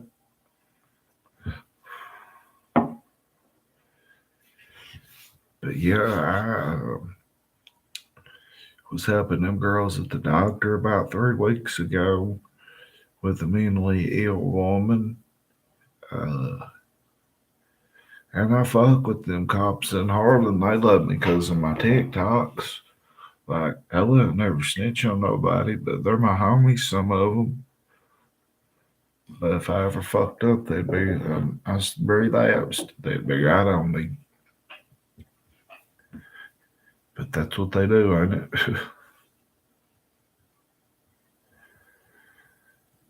I would love to know, even though I don't care. Where the fuck's Lum going at tonight? Shit. I forgot what I would love to do. Oh, yeah, I would love to hear what, or know what, JimHo was running my name down about again. I don't care. Get out for it, devil.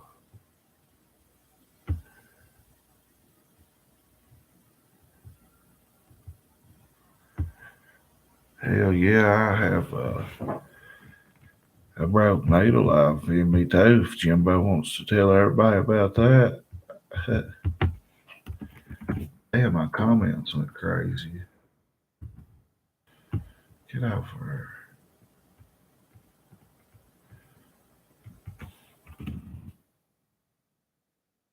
There we go. Keep focused. Look ahead. No, I've never heard of Danny Butler.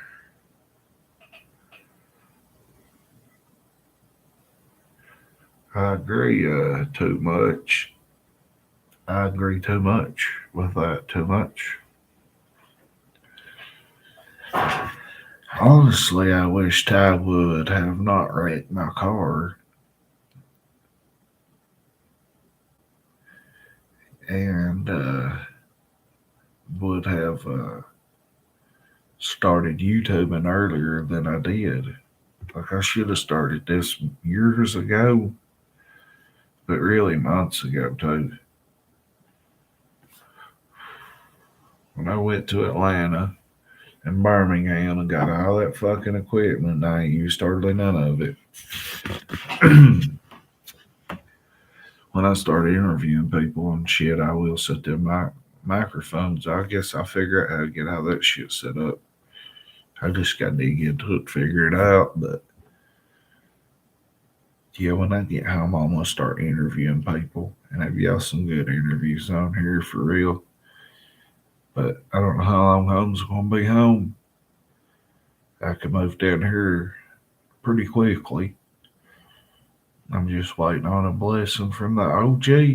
I don't have to have his help. I don't have to have mom or papa's help to move down here financially. But I could do a lot more fun shit in Harlan, YouTubing. Hell, it's just an hour and a half away. I'd go home anytime.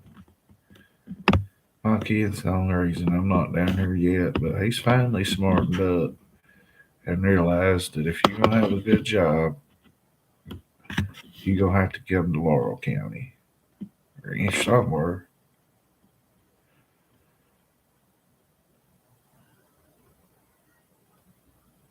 I would like to hear that preacher too much. That's awesome. See, people can turn around. Like, yeah, I can buy a girl. I plan on it. I plan on doing a lot of that because it's not fair that drug addicts. That shit's a disease. It is, Ray. It is. Like my papa is taking hydrocodone right now, okay? But he's never took medicine like that in his life. He's 79 and still working on an 18-wheeler, right? Hell yeah, he needs them little pills. He's just had surgeries on his knee and back and everything. It made my day to hear him tell my mom that pain meds was working last week. But any other time in life, he wouldn't have took them. But he don't understand addiction. Somebody that's been there understands it. He still thinks marijuana will fucking kill you. Like that 1930s movie they made and shit. He still believes that. But I know he knows I'm stoned every night now. Used to I couldn't be around him stoned. I can get real paranoid and have panic attacks and shit, or my heart would beat faster. And I always think something's wrong with me. I just couldn't be around him stoned because he hates it, but he loves that Maker's Mark. It's okay to drink, but boy, if you smoke the joint, you're the devil. But he was a truck driver. I know he liked that speed. You know what I mean? I don't know what kind, but his homies do Adipex. And they give me some when I was 19. The first time I ever took an Adipex, his buddy gave it to me. Hell, I was up 3 days. What's up, Buttercup? Was it? I mentioned you earlier, Miss Buttercup. Was it you that sent me the message that JimHo was running my name through the mud? Welcome to Crack's World. Y'all are my crackheads.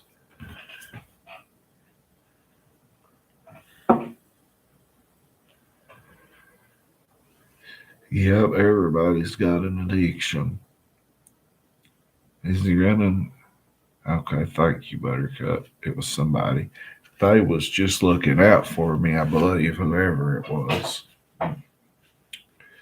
Yeah, if you sat in a pharmacy waiting on your medicine and you watch every person that gets their medicine, they'll act like an addict. They'll be happy they've got something in that bag they like, even if they don't think they're an addict.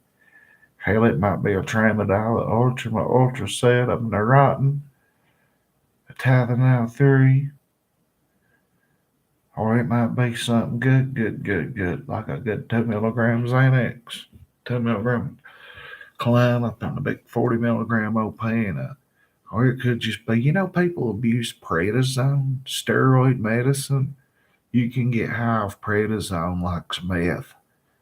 Not me, I've tried it with pain from the doctors for like when my shoulder locked up, and it made me freak out, nervous, and cry and everything on Christmas a couple years ago. But my neighbor was abusing prednisone. But hell yeah, you go sit in a pharmacy and you watch everybody, they'll ask about one specific medicine. Oh, is this filled? Is this right? Is my gabapentin here? Oh, you're a day early. I love when they go in there to get them Neurotins. I love to watch the look on their face go from this to not today. That's the funniest shit in the world. When that happens to me, though, like with my anxiety medicine, if something happens, I don't act like that. I used to be a fucking asshole and go crazy, but now if something happened with my medicine, I just am really nice because they can't help it. You know what I mean? They're just doing their job. So I don't get mad at them, but I love to watch people get mad if they go in there and get their medicine filled a day early, especially if they got a backpack. Because if they got a backpack, that means they're using meth. And I am an addict. So if I make fun of a meth addict, a meth head, I'm making fun of myself.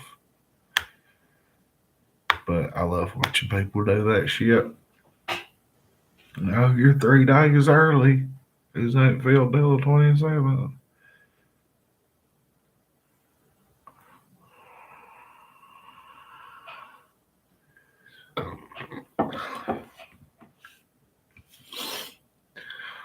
I'm trying to think of what that would be. Some kind of something with amphetamine in it. Something to probably something like what they put in meth. Yeah. Sudafed type medicine.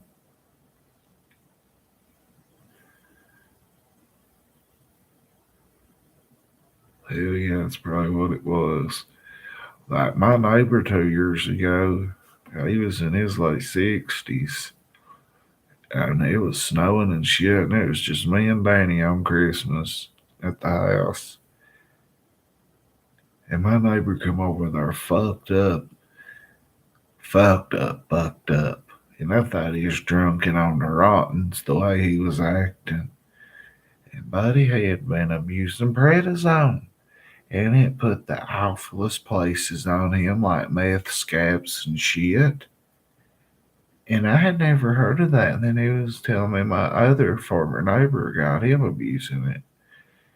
And man, he was getting weird, fucked up on it. Well, March, that was Chris was 21. March 22, that motherfucker died right next door to me. And I heard an ambulance. I was asleep about 11 o'clock, and I heard an ambulance pull up.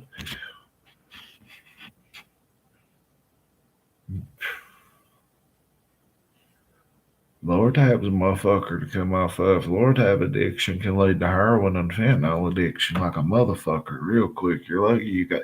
I'm glad you got off it, motherfuckers.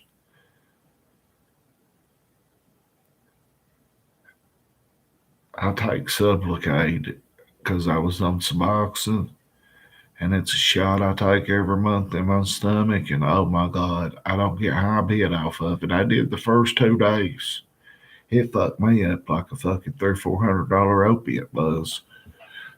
Like 2 or 3 grams of heroin high. But after that, I've not been high except for on weed. My anxiety medicine don't get me high. It just makes me normal. But the Sublocade, well, with the Suboxone, if I got bored or there was a needle around, I might fuck around and shoot it. I wasn't big on snorting it a whole lot, but I was eating it way more at the end than I was shooting it. But shooting Suboxone's worse on your body than shooting anything else, besides maybe meth. Like shooting pain pills is not near as bad on your body as Suboxone. There's a lot of lawsuits right now on Suboxone class actions because it's rotted so many people's teeth out.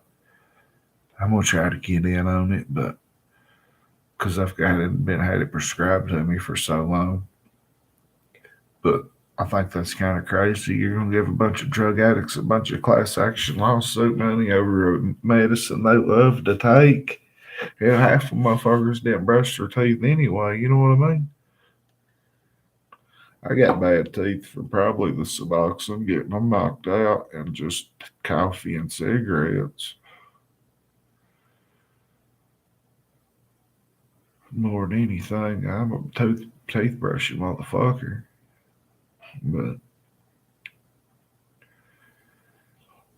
yeah, I am too much. Like my life is nothing but chaos, even sober. This is the best streak I have ever been on in my life, and I'll be 42 in January. And I am doing very, very, very good. And trust me, I'm around a lot of addiction right now. And it's not really don't bother me right now. If a Xanax was put in my face, I wouldn't take it right now. Um, that Sublocade shot blocks opiates. It does not block methamphetamine, which I do not do, period, or cocaine or anything else, or Xanax nerve pills like Xanax. It just blocks the may want to do roxy, opiates. You know what I mean? Like I could take Lortabs on it if I wanted to, because it's not an opiate; it's hydrocodone. I could take Suboxone and still shoot it on this, and I've not one time. I took Suboxone when my shot didn't come. I had to miss like 4 days in between the shot and shit, and a friend of mine gave me two Suboxones that day right in the parking lot at the doctor's office, and I kept one that took a quarter a day or something for 4 days and give the other one to somebody that needed it, and then I got my shot. I heard my kid. I feel so much better.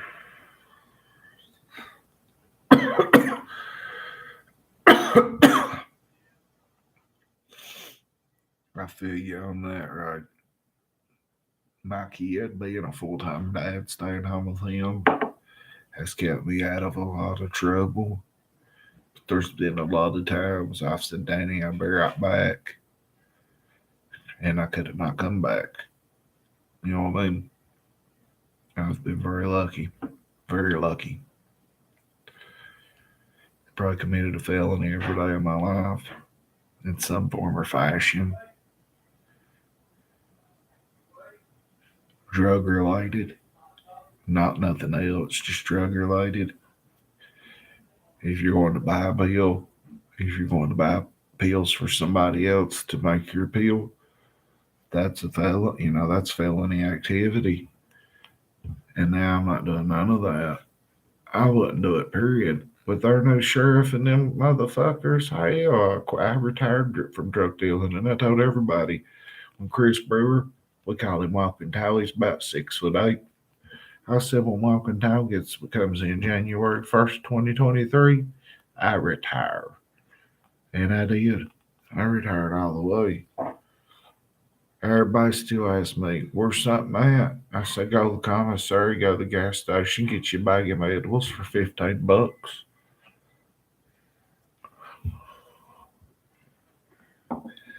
But yeah, I was lucky that even raising my kid just supporting my drug habit by running for people. The few times I did get pulled over, I was lucky. One time a cop seen me flying, and I had him with me. And I flew to Wildlands, which is about 10, 12 minutes away, passing cars, and my granny's Lexus doing like 90 and shit. And I had that cop was coming home, and he was changing, and then he was going right back to the gym to work out. Well, when I come back flying with Danny in the car at about 12 or 11, passing cars in a crazy place on 119, the road. He come up behind me out of nowhere, blue lights me. And I knew I was going to jail. I just didn't come clean and admit it. I was like, bro, I had to run him down the road to his mom's and back. I lied where I said I was going. He was like, yeah, I know, I seen you. I'm sitting there talking to him. I was going to snort my Xanax. This is when I got home away from Danny. And I had them in my hand just like this. And I'm sitting there talking to him like, officer, I know I was in the wrong. I'm sorry. And I did that right there and put him right in my mouth right in front of him. I did that 3 different times right in front of police with Xanax. Yeah, I've been really lucky, is what I've been. So I knew it was time to straighten the fuck up, because I wouldn't be getting that lucky with this new regime. They bust your motherfucking head. And people that they're getting is going to prison. They are laying charges on them enough to where the judge ain't got no choice. We got a pretty lenient judge right now. He's one of my friend's dads, and I know him, but I wished he would have got beat, because sometimes addicts do need to go to prison, but really not rehabs. But the way that they're giving everybody probation with these fucking lenient ass terms, and the parole board's kicking all addicts back out, it's not helping the addicts. And if you go to jail, you're just going to smoke fake weed and get fentanyl mailed into you, or Suboxone mailed into you, and get high. So you really need to be with motherfucking rehabs. But hell, they just run off.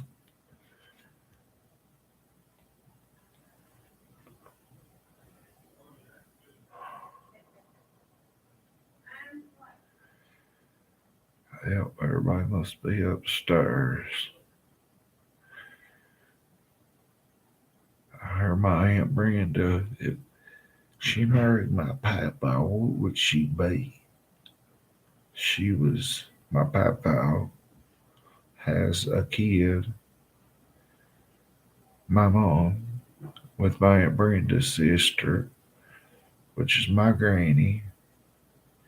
My granny's been dead since May of 18. They hooked up in 2020. Her old man and her was split up. Rest in peace, Uncle Wayne, too. And he's gone. They hooked up. So, I mean, if they got married, what would it be? I don't care that they're together.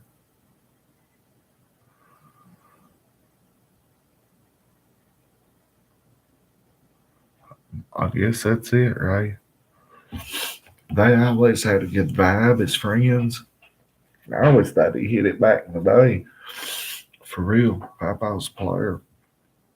I always thought he used to smash her on the side. Anyway,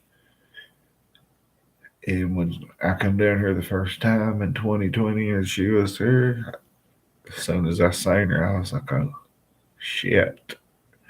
Well, I don't want him to be alone. And her old man's gone too, so why not? They're in their 70s. He's 79. Why shouldn't he? If they can be together and enjoy each other, they should. It's a happy environment here. But it's Eastern Kentucky. And if your baby mama dies, you could fuck her sister.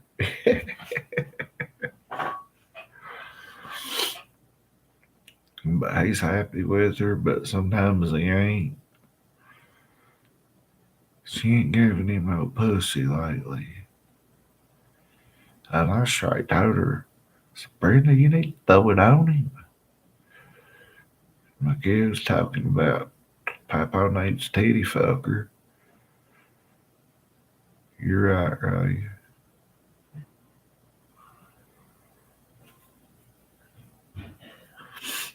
Yeah, they went to the Georgia Kentucky game, man, and she acted a fool on him down there. Turned her back and laid down in that bed. You take a woman to a football game in Georgia from all the way here in Kentucky on a date, and y'all get in that hotel, You spend all that money to go down there? Hell yeah, you're gonna be expecting some pussy. What the fuck? And she just said something evil to him and lay down in that bed and turned her back to him. How's him? I'll just hit it anyway.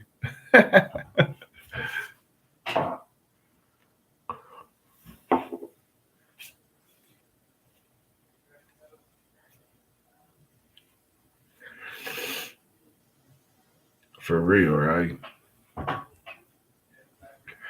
I made that motherfucker a while back. Yeah, I'd have made her ass walk back. My mom and me was mad at her. I wasn't down there when that shit was going on. But boy, he sure told me they ain't jiving. But then he got to missing her. And she come back after that and they didn't speak the whole time or some shit. And now she's back and everybody's in a good vibe. So fuck it.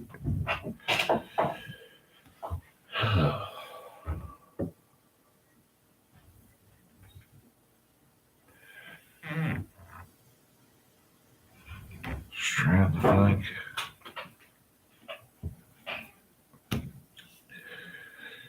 Is Easy still talking about Pierce Morgan and Andrew Tate? Forgot to look.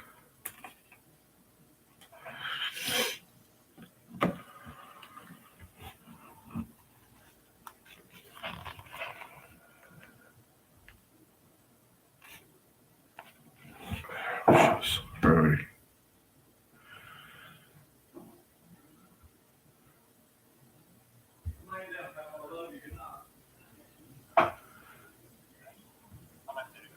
I guess they're still on that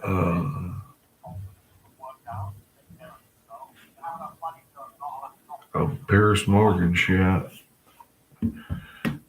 Andrew Tate. You know, them whack things, them funny things that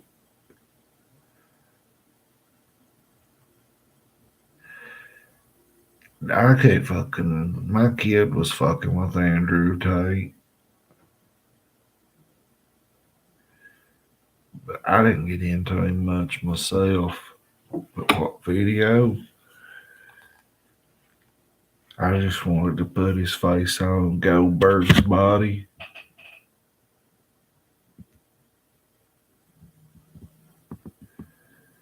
My kid said he got in trouble for trafficking, selling dope.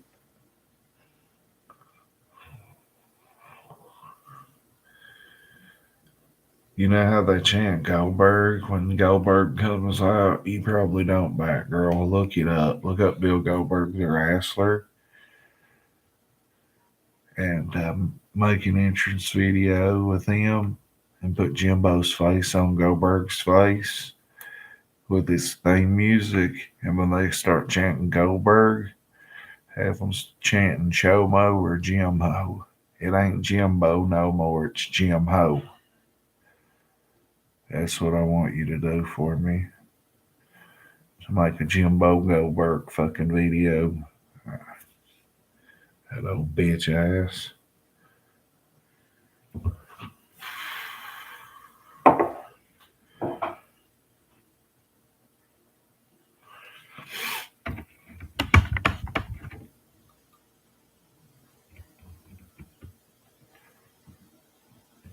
I don't know who that is.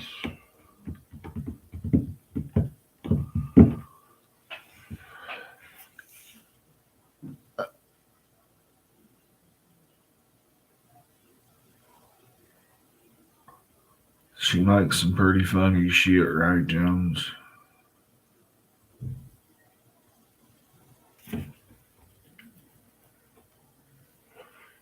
Fuck.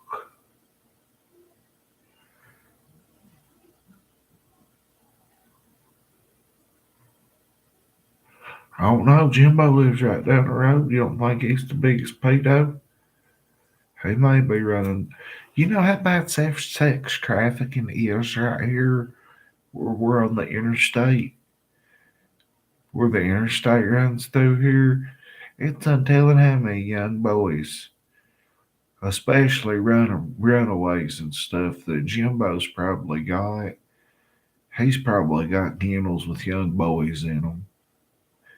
He's probably got them, and he probably sells them to these chomo truck drivers that come stop at these gas stations here in London and get refilled and eat at the truck stops.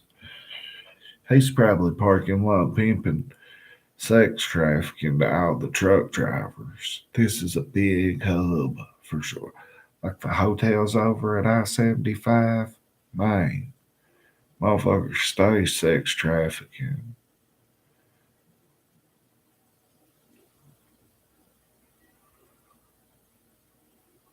It happens here, bro.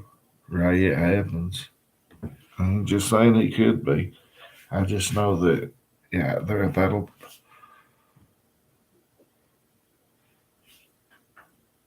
probably is. They're good grass cutters.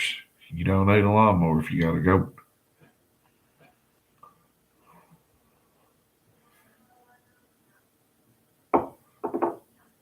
I gotta go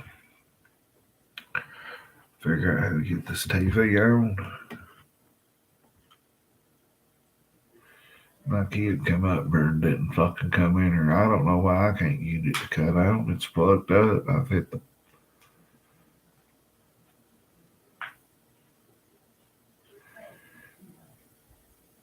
You're right, right. But fuck him.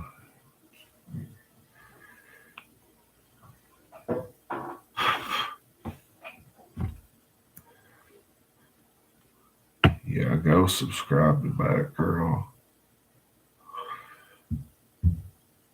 It's really bad here. We're like, I know it's bad everywhere, but like right here where we're in the middle of the country, if you look at I-75 from Detroit to Miami, we're pretty much right in the middle.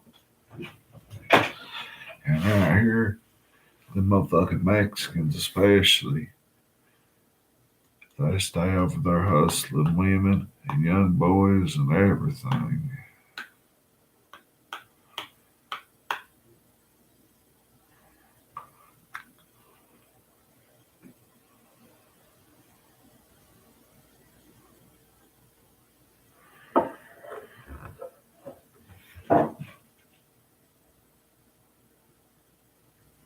Fuck.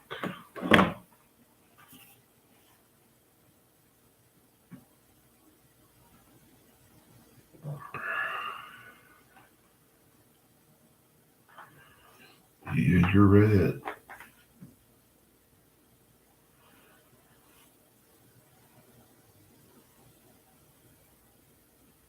Trying to look at something now.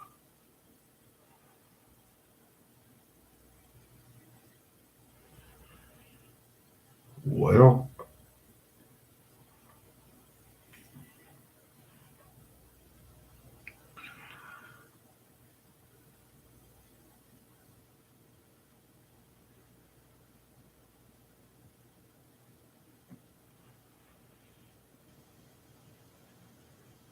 within 2 weeks, for real, just about a week.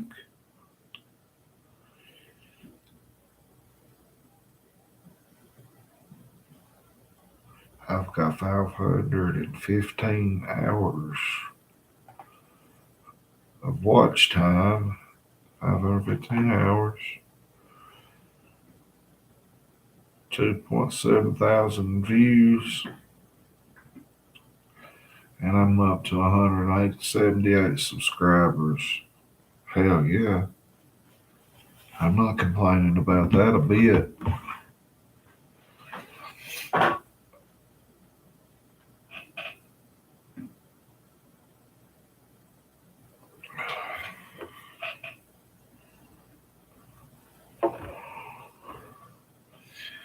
But y'all, it's here now. Lone gone, evil Alaska, innocent until proven guilty. have fucked with me and stayed with me pretty much no time. Thank you. I'm gonna go get my kid and piss. And if y'all still want to fuck around, hang around. I'll be back in about 5 minutes. I just got to pay and go get my kid to figure out how to cut this TV on.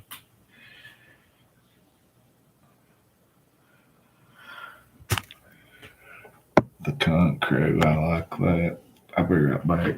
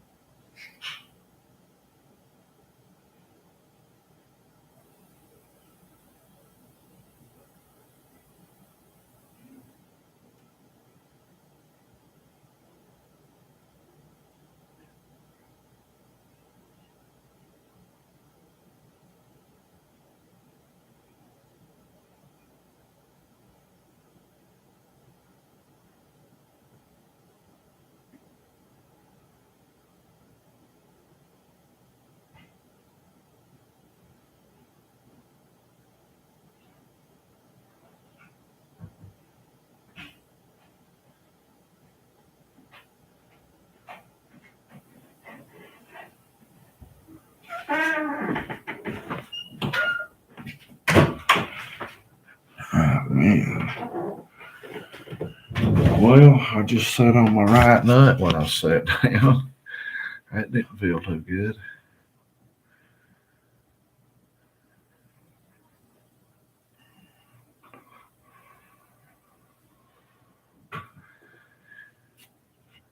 I don't like drinking, but I had some can of oil, and it was distilled with moonshine, and it was like a coming like a little ear dropper bottle, same bottle as you'd buy like ear drops in with the little dropper. And man, you put that shit under your tongue, it would burn like a motherfucker. But you're supposed to put it under your tongue, hold it long as you can, and then swallow it. So it's like taking a shot of moonshine and putting it under your tongue. God Almighty, when you put it under your tongue, it will get you fried in no time. And well, I was buying a bottle a week and still buying edibles. And this shit was homemade from Harlan County.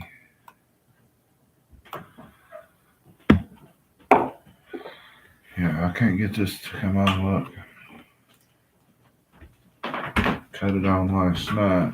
Button in the back. It's not even plugged up. Yeah, it is. Get that button in the back. It's not plugged up somewhere. I don't know where it would be plugged up at, because I've looked.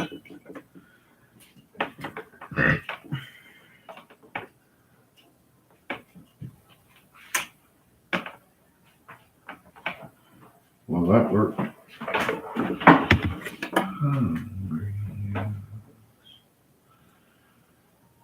Actually, make sure it's on my car stick channel. I can't. I don't Well, know. then if it's not, press the button and get it on there. Where's The button's literally right here. You can see it.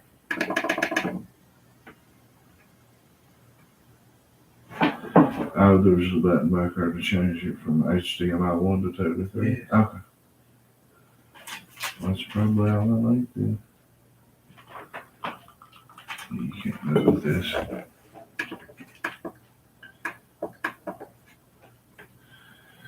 That's it, dog. What time you getting up? Whenever I'm gonna be to do it. Well, I love you. Get mad when you get up. Alright, love you.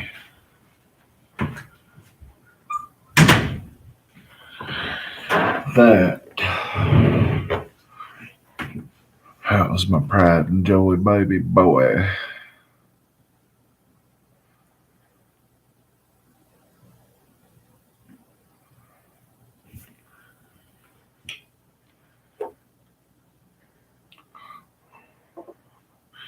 Yeah, I was gonna go on panel with Daisy, but I'm about wide awake for real. If I got to get up and go job hunting, or motherfucking, I got to put Christmas lights up. I ain't got nothing to do. I ain't really tired. I'm not looking. I'm just bored. Not bored because I'm talking to y'all, though. Thank God. I feel you, Ray. I know that's right.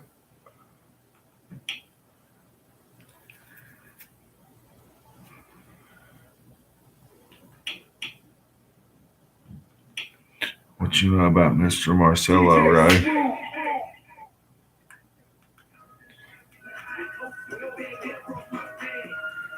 You better not play music too loud.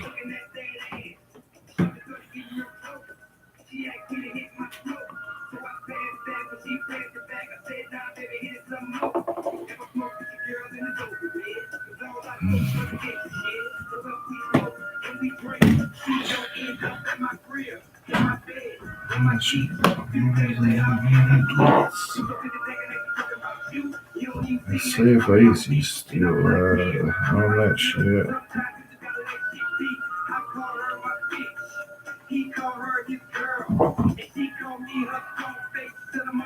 I was gonna hop on with Daisy whenever he got done, so he invited me to come on after he got done with the Andrew Tate shit. What song this one I'm bumping? That's my jam. It's got BG's Boy in it. Yeah, that's that old Temptations. They just sampled it. I hope it ain't loud enough to where YouTube will. Nah, Easy ain't been in mine yet. I ain't asked him to either, though.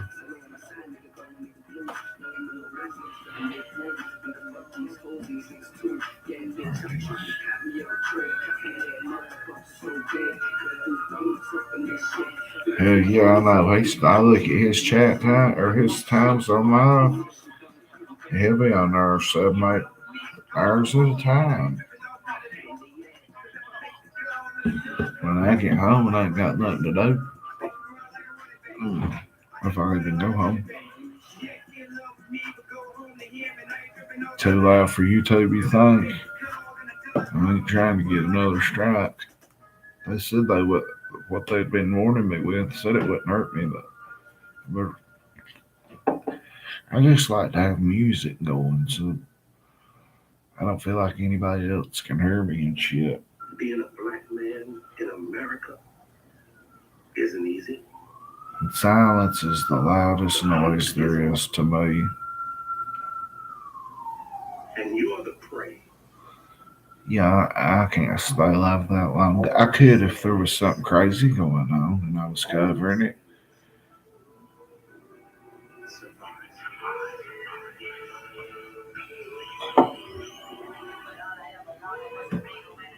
Like I was watching all them YouTubers, JRL or something, investigations out of Pennsylvania when no dude escaped from that prison at Cavalcante, Daniel Cavalcante or Devon, however you say his name. I was watching all them YouTubers, and them motherfuckers stayed on there for days. But a lot of them lived right there where that dude had escaped from, and they was in that same location. They blowed up off that shit.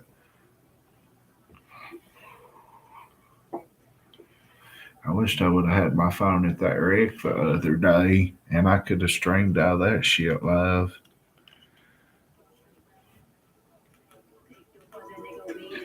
God damn it. If my phone was working or I had my kid's phone, I'd call the gas station again right now. I called the Bell County Jail. I didn't. Shelton Tyrone Davies did.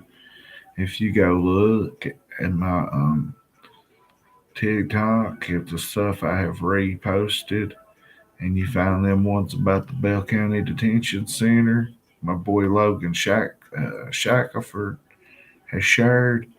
He got all the inside footage from the jail somehow. He got it from the jailer's phone and everything. And I'd been reposting his shit too. It blew up and went viral. Marcus's boy video did. And I Shelton Tyrone Davies called him and got an actual news interview with the woman that works there. But when I called him, when somebody died down there, I called them. They wouldn't tell me nothing. When somebody died in the jail,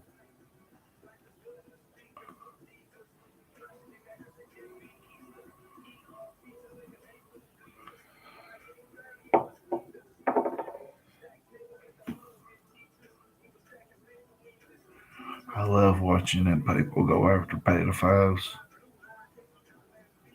I'd beat the fuck out of them though, for real. I'd trick them and threaten them with the law. And be like, well, let's walk over here. And you get them somewhere and have 2 or 3 of my hitters, 2 of them little young guns I know, and just smoke them, but stomp them out. One of these days when I get the courage enough to go through with it. I don't want to deal with it right now. But when I get the courage to come out, like some people, a lot of people know the dude's name and what happened with when I got molested and shit. But whenever I do come out and expose him, one of these days, I don't know, I just feel it in my gut. I'm not comfortable saying it. That I'm gonna drop his name and info and everything everywhere on him. If I'm ever terminal, I'll probably go, unalive him. If I ever find out I'm gonna die in this neighborhood I'm in right now, I don't know. The person that done that to me was never convicted, if that's who you're talking about, because I never told nobody until 2009. And I don't want to go through with all that, bringing it back up, because even though it was in the 80s, they could still do something about it. Um, Counselors, when I talk about it to them, I don't say his name. If I say his name, they tell me they have to report it to the state police no matter what. So if I said his name, they would do that.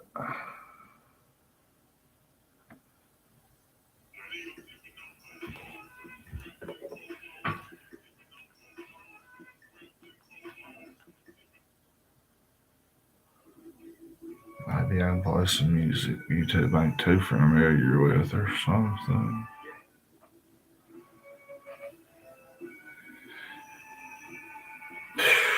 I'm not for sure. No, not really. Nobody else has ever said they done it to him. Nobody else has ever told me that the dude done it to him. But here's the thing. When Christmas of '89 came around and I was a kid, it stopped. They moved.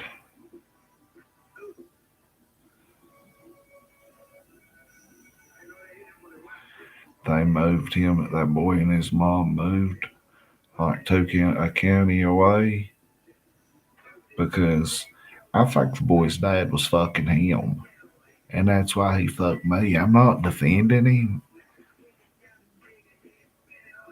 but a kid that young, a 6, 7 year old kid molesting a kid 4 or 5. He's about 2 years older than me, year and a half. Um, a kid that young shouldn't know to say, "Don't put your teeth on my dick. Don't bite the head of my dick." So he'd either done it to somebody else or had it done to him and done it to me.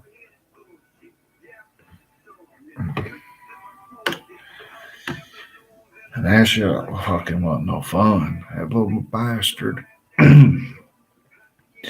Like he was 3 times bigger than me and shit, and I was terrified of him. And he would scare me with telling me about Freddy Krueger and Jason. And I was born in '82, probably '86, '87, through '88 and '89, up until Christmas of '88, going into '89, I think, because that's when we moved to. And like a kid that young shouldn't know how to fuck another kid in the ass, right? How did he know how to do that to me and his little bird get hard? So yeah, I think it happened to him, not defending him. I appreciate y'all saying that, but what can you do about it? Like dealing with it, this is dealing with it. I was telling him about getting molested, Buttercup. Yeah, he threatened to smother me and shit with pillows. And, well, I had every fucking G.I. Joe toy made. Almost. Even that big ass aircraft carrier. I had it for like 3 or 4 days, and then I don't know what happened to it.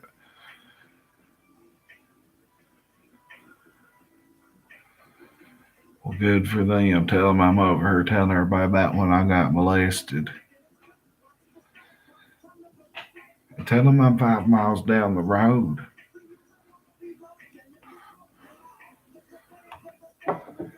But yeah, he would come over. Now my dad and me don't vibe, but my dad must have knew something was up because he could not stand that boy.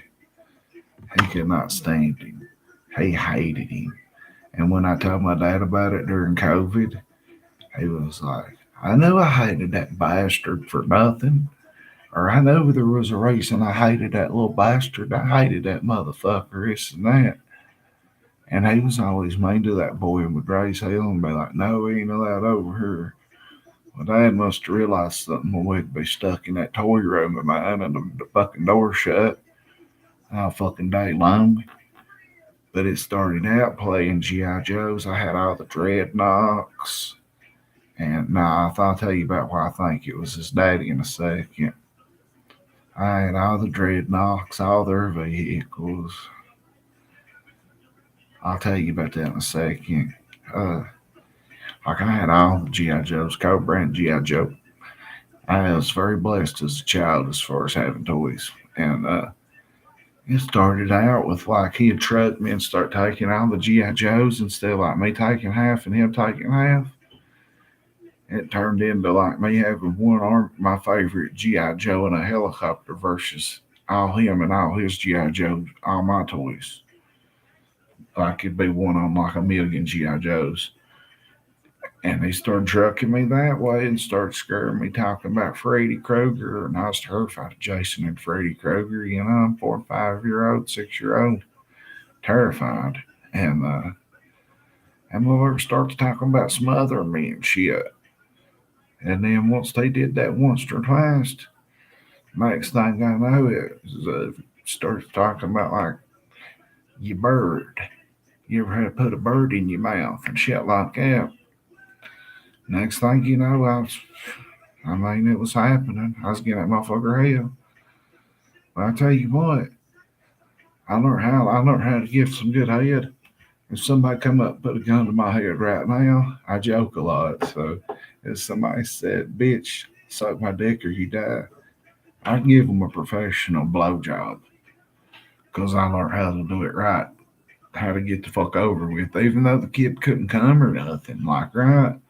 Like, it got to the point to where, like, I would just hurry up and get it over with. This motherfucker walk in, goddamn. A kid, I wasn't really saying goddamn, but I was in my head thinking, fuck. Again. And then when they started butt fucking me and shit, like, that shit hurts. I don't know what girls get out of it. But it made me want to fuck girls in the ass, son. Like, I was curious about fucking girls in the ass. About 2 years older than me. But he was a big old boy. Big old motherfucker. So, he was talking about his records and stuff. Well, this happened for about 3 years anyway. Christmas of '89. His mom and dad got a divorce. My mom and dad was divorcing. Christmas of '88. Now, I've told her, but she don't remember. But I think my brother and them's talked about it behind my back to her when I told my brother and them. But I don't feel comfortable really talking to her about it a whole lot for some reason. I can't explain why. But I can talk to y'all about it. So anyway, it's probably this. I don't know why I can remember dates so good. I would assume I was like 6 by this time, and it was the summertime, and we lived in a little community, a little nice trailer park community, and his dad looked like Dennis Rader, the BTK motherfucker, right? And he was a Boy Scout leader, I think, and he was a well-known, famous mine foreman and shit, federal mine foreman and this and that. And I think he just died a slow, painful death, thank God. Um, but he got caught trying to jerk down my buddy Tommy Reynolds' pants. And his Tommy's big brother Eugene was like a grown ass teenager at that time, and they got into a fist fight. And I seen that, and they was trying to say he pulled Tommy's pants down, and I swear to God, I remember the boy that done it told me his mom saying, "Dennis, please tell me you did not do that," or something like that, like in my brain, like I'm trying to remember it. But they got to a fist fight, throw rocks at each other and everything, and it was because everybody it may have been Fourth of July or some kind of summer party or something, because everybody was out. And this wasn't a little hick trailer park. It was a nice community full of coal miners and shit. And the police come and everything. So later on in life, when I started adding things up, maybe his daddy was fucking him.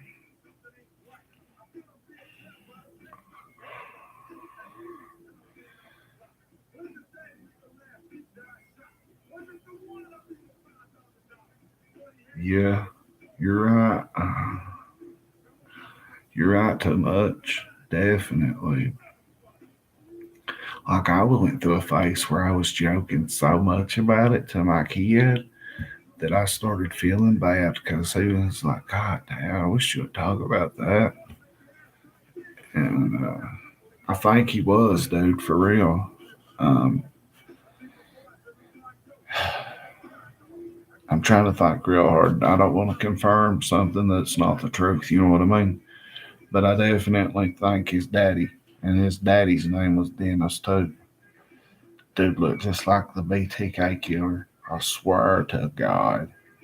He wasn't, but my mother looked like him. But here's what's weird. When old boy and his wife got divorced,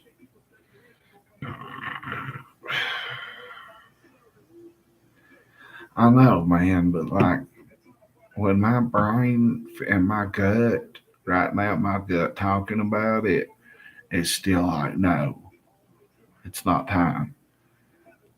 I can go this far, but I couldn't pursue it legally. I don't know why. Maybe I don't want to go in court and talk about it. It's what it is. Possibly. I'm not sure. Yeah, he's going to hell. So here's what's weird though. When him and his wife got divorced, um, his kid is a year or two younger than my kid. His kid's born in like '06 or something. Oh, I know. I got you right. Uh, when him and his wife got divorced, she was fucking on him. And they got divorced, but he kept Corey. He kept their kid. Now, that kid was the same goddamn age as me. I should have said something then, right? I should have at least contacted his wife. A lot of that didn't just crisscross, and I just did not dot the T's across the I's until just now. I never considered telling his wife about that after they split up, and I even thought about fucking her because I'm a dog like that. But yeah, right. I've got friends that worked in the coal mines with that cat, and they was like, "Damn, if I know that, uh, I would have. He wouldn't have come out of the coal mines." Yeah, I've had two or three friends tell me that they would have told me they would have made sure that he never come out of them coal mines. I think it's why they split up. But why would she let him keep the kid? You know? So here's where it gets more fucked up, right?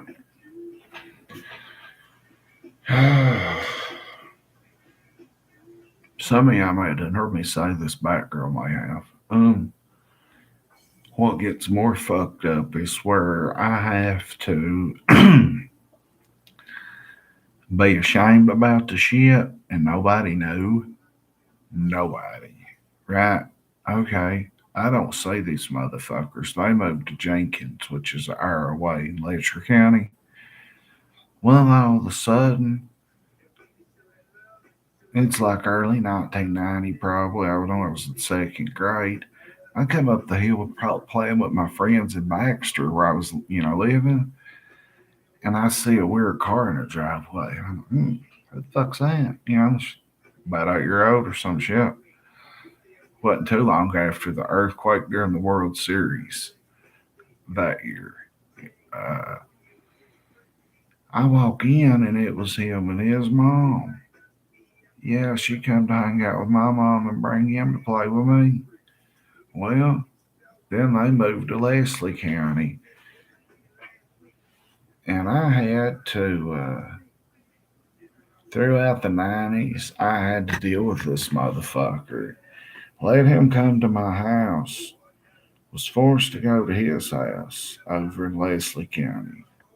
Now, if the cat hadn't molested me and I wasn't having to play a role of you fucked me, and I'm not going to say a word about it because I'm embarrassed, because if you was gay or molested back then, you was looked down on. If you was molested, you was called gay and a queer and shit like that, and that's not right.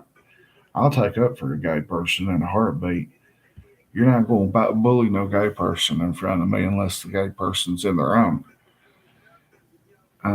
But so like through the whole 90s, I had to hang out with this motherfucker. And then sometimes we'd be playing with his friends and stuff, and he'd be like, Bradley used to suck my dick when we was kids.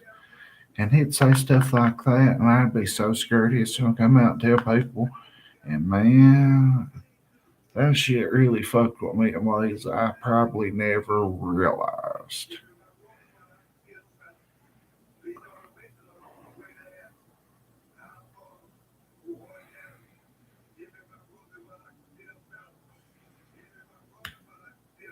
Bite girl will bite you like a bat. Guarantee it. But yeah, after a long time, I just ignored that motherfucker and shit after I got out, moved out of my mom's and shit during high school.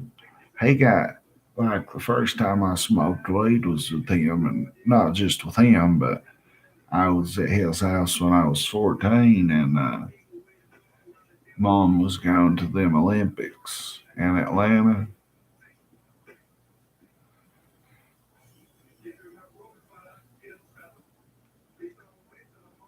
That was the first time I ever smoked weed. And they got good weed over in Leslie County where he was from because it's more mountains than it is Harlan. Anyway, him and his buddies come over when I was 16 in 98 and picked me up, and we went and smoked some weed. Like, I fucked with his friends from Leslie County. I just didn't fuck with him. And if I'd had some clear eyes, I'd have been all right. Well, they dropped me off. They wouldn't stop me at a store or nothing. And I'd be back at 5 that day. And they was laughing about it. Shit. And I'm like, fuck you motherfuckers. Let me out right here so I can walk home. I need to buy some clear eyes. Well, that got me kicked out. I moved in with my dad. And that's when I was my addiction. That's what led started into my addiction. It all goes back to that motherfucker. Yeah, they got me smoked out on some good ass bud. And they wouldn't let him stop and get a 16-year-old kid getting no clear eyes. If I had had the clear eyes, I'd have walked right past mom and she'd have never known I was high. As soon as I walked in that door, she knowed it. So, go tell Jimbo to tell everybody in the world I was molested if y'all want to. Tell him I used to get fucked in the ass. And I can take it like a champ. Because I learned how to take it like a champ just to get it over with. So I got some good booty on me. And I can give a good blowjob. Y'all can go tell Jimbo that. Tell him come put a gun to my head and I give him the best blowjob he's ever had.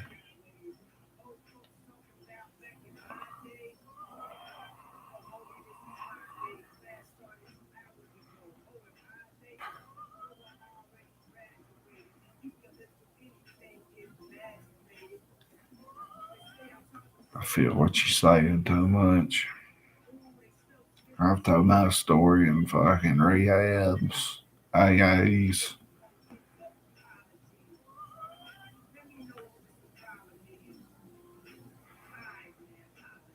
Who will bring cash?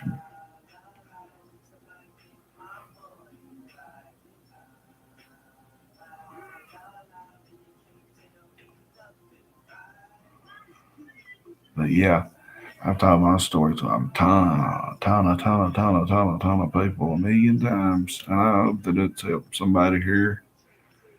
I've helped a lot of people talking about it.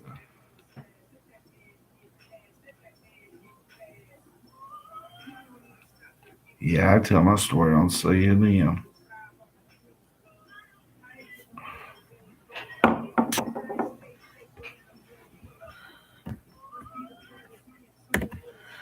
I'm trying to think. Like I seen on Facebook somehow that motherfucker's dad was dying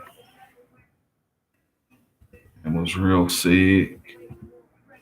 Hey, I didn't feel no remorse.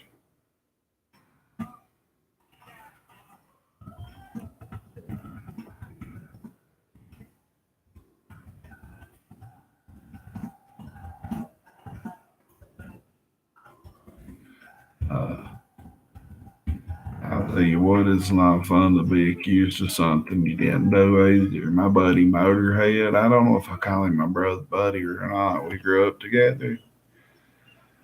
Um, Now we got his ass, and he didn't fuck the kids, right? Uh, but Motorhead got held down and got a broom beat to death. Not to death, but I laid in the ditch for 3 nights in a row trying to catch him for molesting them kids. And the night I go home, they catch him. Oh boy, it was his kids, but it was a lot of it was just made up. He didn't do it, and they beat him to death and put a broke broomstick up in him and everything. Turns out he didn't do it. I was dead set on he done it because the motherfucker loved to beat women and was mean to kids. But nah, Motorhead didn't do this shit. But I apologized to him like a man. I'm by myself. And I told him, I was like, his name's Jason Haynes. We call him Motorhead. Um, I stopped him by myself and I was like, Motorhead, I'm sorry. I thought you did that to them kids. I apologize. I talked a lot of bad shit about you and I'm sure you did it because you like to beat women. He smiled when I said that because he loves to beat women. Like I seen him powerbomb a girl through a table one time. And I was like, if we need to fight or handle anything, it's just me and you, bro, or whatever. And he was like, nah, man, we're cool. I give him a ride up the hill. And then he set me up. And I got real bad PTSD. This boy knocked me out with some, they was going to rob me for some dope. They didn't know I was so broke I couldn't pay my bills. And this motherfucker hit me with brass knuckles. He's on steroids and works out and gets real huge. Knocked 6 or 7 teeth out, give me a bad concussion and bad PTSD. Yeah, Motorhead set me up with that. He come with him when he done it. And then Motorhead come back and me and my kid caught him on Black Friday 3 years ago. We just was staying at my other granny's in Harlan because holidays we go stay with her, stay down here. And we pulled up and Motorhead was robbing everything we had. I had just had surgery. It was 2019. I broke a needle off in me right there on a Friday. And I had surgery on it on a Monday. So this was the Monday of Thanksgiving week. It's Black Friday. And we pull up and he's robbing us. Danny's old enough we could have jumped him or whooped him. And my other neighbor come out and he had done been on Xanax stealing shit, stealing Danny's perp cologne and shit, selling it to my other neighbors. Well, he's in jail now. But Danny called the law because he didn't want me fighting him. And I didn't give a fuck. Fuck him. My kid won a state championship in football in 2016. He had stowed his ring, his PlayStation, his games, everything. He had it all in garbage cans out back by my trailer. So hell yeah. When I squared up on him, he threatened me with a gun. He didn't have a gun. I said, blow my brains out, bitch. I got a little closer. He jerks the knife. So I'm like, all right, motherfucker. I go get a knife and put my shoes on. About that time, Danny texted me from outside and said that he done called the police. Well, where I just had surgery, right there to remove a broke syringe needle out of my arm. Um, I just kept talking shit until my wife got there. And when they pulled up, I said, he's armed. He's got a goddamn ounce of dope on him. He's got syringes on him and Xanaxes on him. I didn't give a fuck. I throwed him all the way under the bus with the loud motherfucker. You gonna rub what little bit me and my kid's got, and he's known my kid since he was born and known me since we was 11. And then you gonna come rob me? I talked to his mom. She said, fucking 15, 20 minutes before he left, he was sober and fine and said he'd be back in a few minutes and just come over there and rob me. But he hadn't just robbed me, he robbed 3 gas stations and several other people in a real quick span of time. So he's doing a big old beard right now. My little bitty charges, I just signed off on them for whatever to get him the least amount of time I could get him because he was going anyway for everything else. I was shooting up with a dirty syringe. Tell Jimbo that. Anybody that wants to go tell him that. I know nobody here likes Jimbo. I'm just saying. Y'all can tell him I broke a needle off in my arm and tell him I got another one broke off right there. Right there. I need to have surgery on. It's been in there since 2015. And Josh Shanks' baby's mother's the one that broke it off in my arm. Right here. And now I was shooting up and I couldn't get blood where my veins are so bad from where I used to shoot up that I had an old syringe I'd been using over and over and over and over. I'm lucky I don't got AIDS or something. I've had hepatitis C 3 times. Thank God I don't got it no more. And I was shooting up right there and it just snapped. I went and got my neighbor Willis dressed in peace. He was an OG addict. He knew how to get them out of yarn and shit. And we tried to pull it out with pliers and tweezers, and oh, it hurt so bad. Yeah. Well, I didn't tell my kid it happened on a Friday night. I did not want to tell my kid because he knew everything. And I wanted him to know everything. That way he would stay off of everything. And it worked. So I didn't want to tell him. I started going to church at that point in life. COVID killed that out. But I made some can of butter the next day, and this was hurting so bad. I didn't know how to decard the weed and eat it yet, or did I? I can't remember, but I knew I was fixing to go in the hospital and have to have that surgery because I'll tell you about this one next, or I can save it for another day. But when I had to have shooting up surgery there, but I made me some can of butter, and when you make it and you stir it, you lick the spoon every time you stir it. That's the purest form of THC you could ever lick. So I got mortally stoned that night and went to the hospital and checked myself in and told them what I did. And I told them I was really fried. Then I had to break the news to Danny. But then I had him bring me the rest of my can of butter, so I stayed fucked up off the weed all the time I was in the hospital. I was in there from Saturday. I got out on Monday, but my brother's preacher, come see me, and I started going to church and doing really good. And then I did some heroin because of my whole shoulder and arm and neck and back locked up. Let's just not. I don't really want to talk about Kayla. I'm not going to say nothing else about it. I shouldn't have said nothing anyway because Josh is going to get drug in the middle of that. And I found out a lot of information that I've known.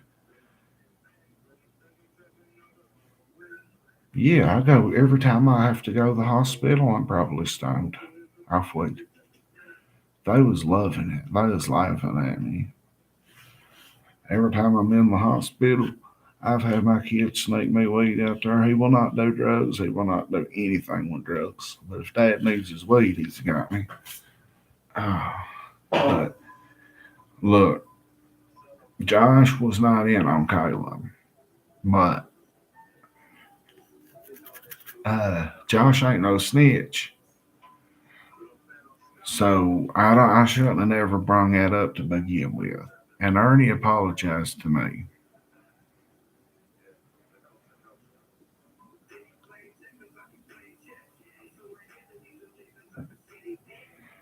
So there's going to be a lot of people go to jail over that. But Josh is straight on that. But I don't want to talk about it because I don't want nobody that's an enemy to take anything I say and flip it around and make me and Josh get into it. You know what I mean? Because I got my boys back. Best believe I'll lie on stand.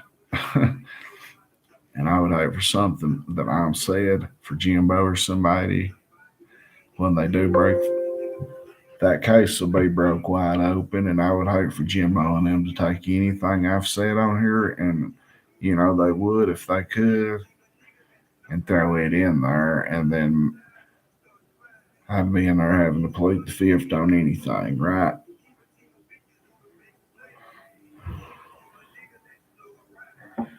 So I shouldn't. I apologize to Josh. I should never even bring her name up. Period. Now the Michaela Kylie, that shit's gonna be solved um, pretty quickly. She's somewhere in a barrel, I reckon. And my buddy's in jail for doing that. But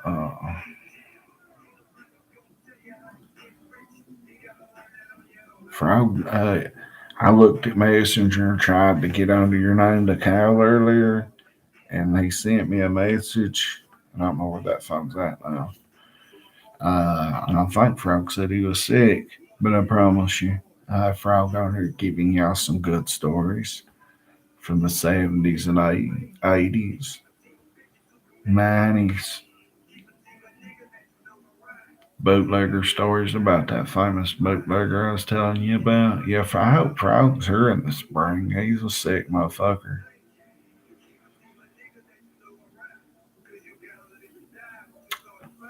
But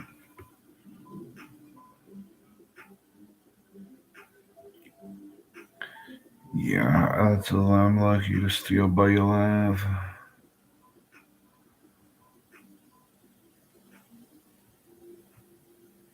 I'm fucking saying hello, Jock. My buddy Frog.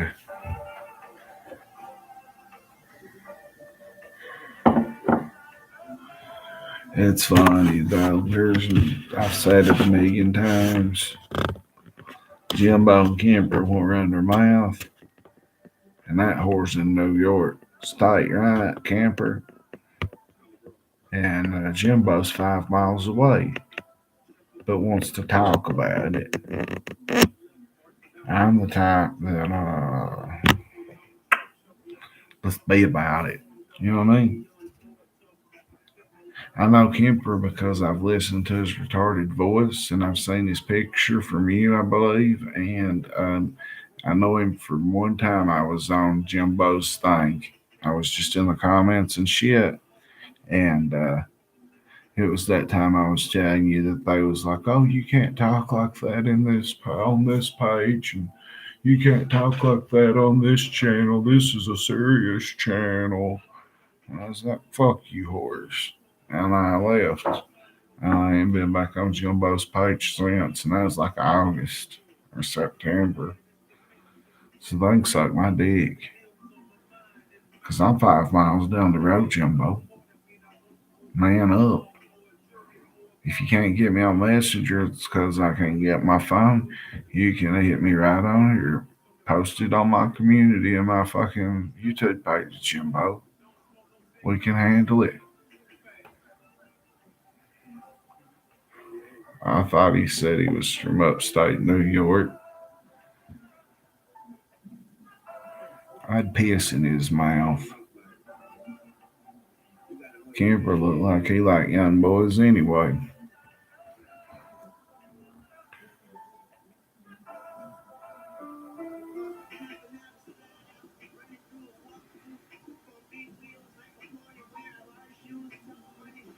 It is what it is, Buttercup.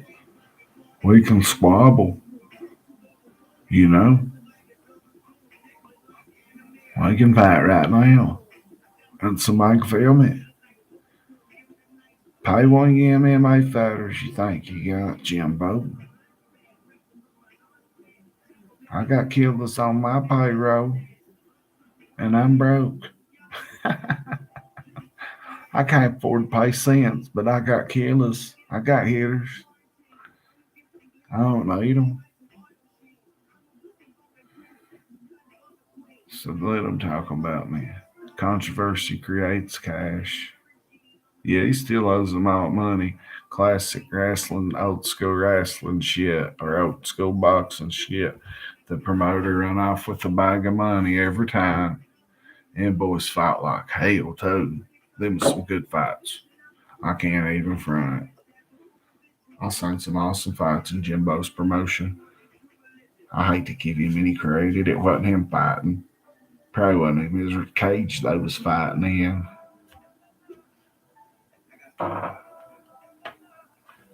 Did he really get fired, or is that just a work? An angle, like I told him in them messages or the conversation he's got recorded, the angle I said we should work.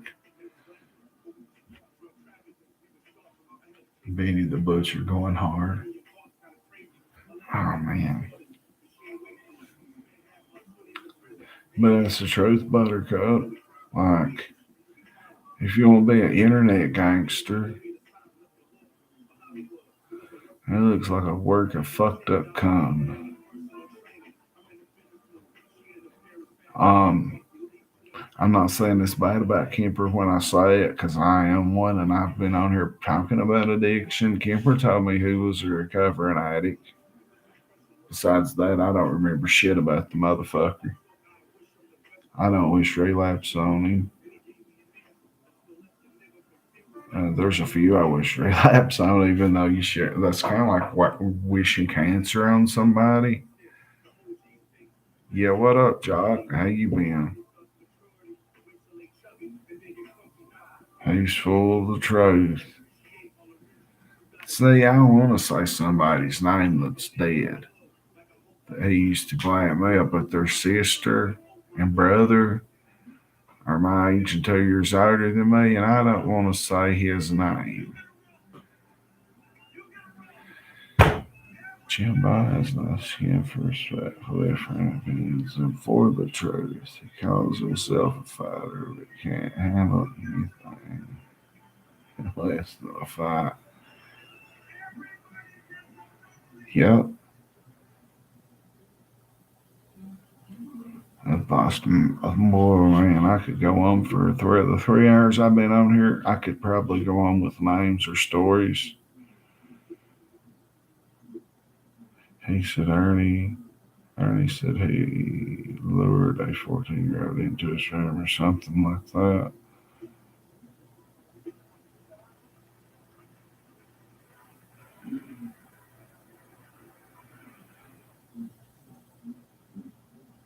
I know that girl, right? I gotta put my computer on charge.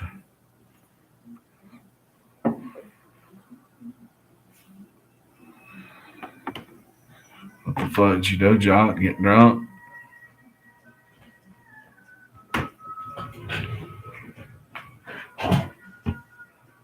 Tell me, is it? It's just 1 o'clock. Hey.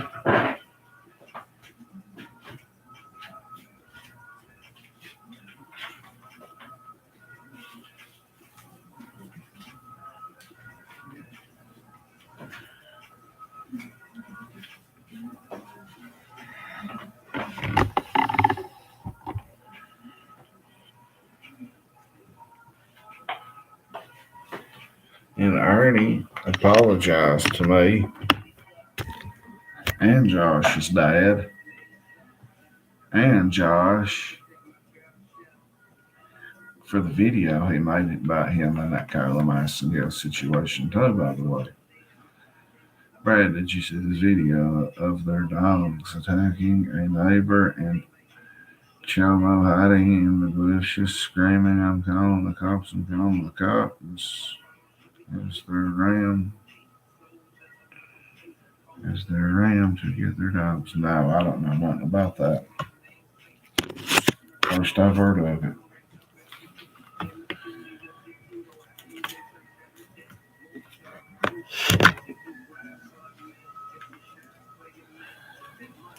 I would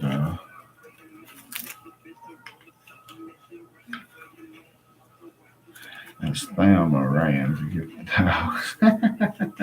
No, that goes to prove what Josh said was right, didn't it?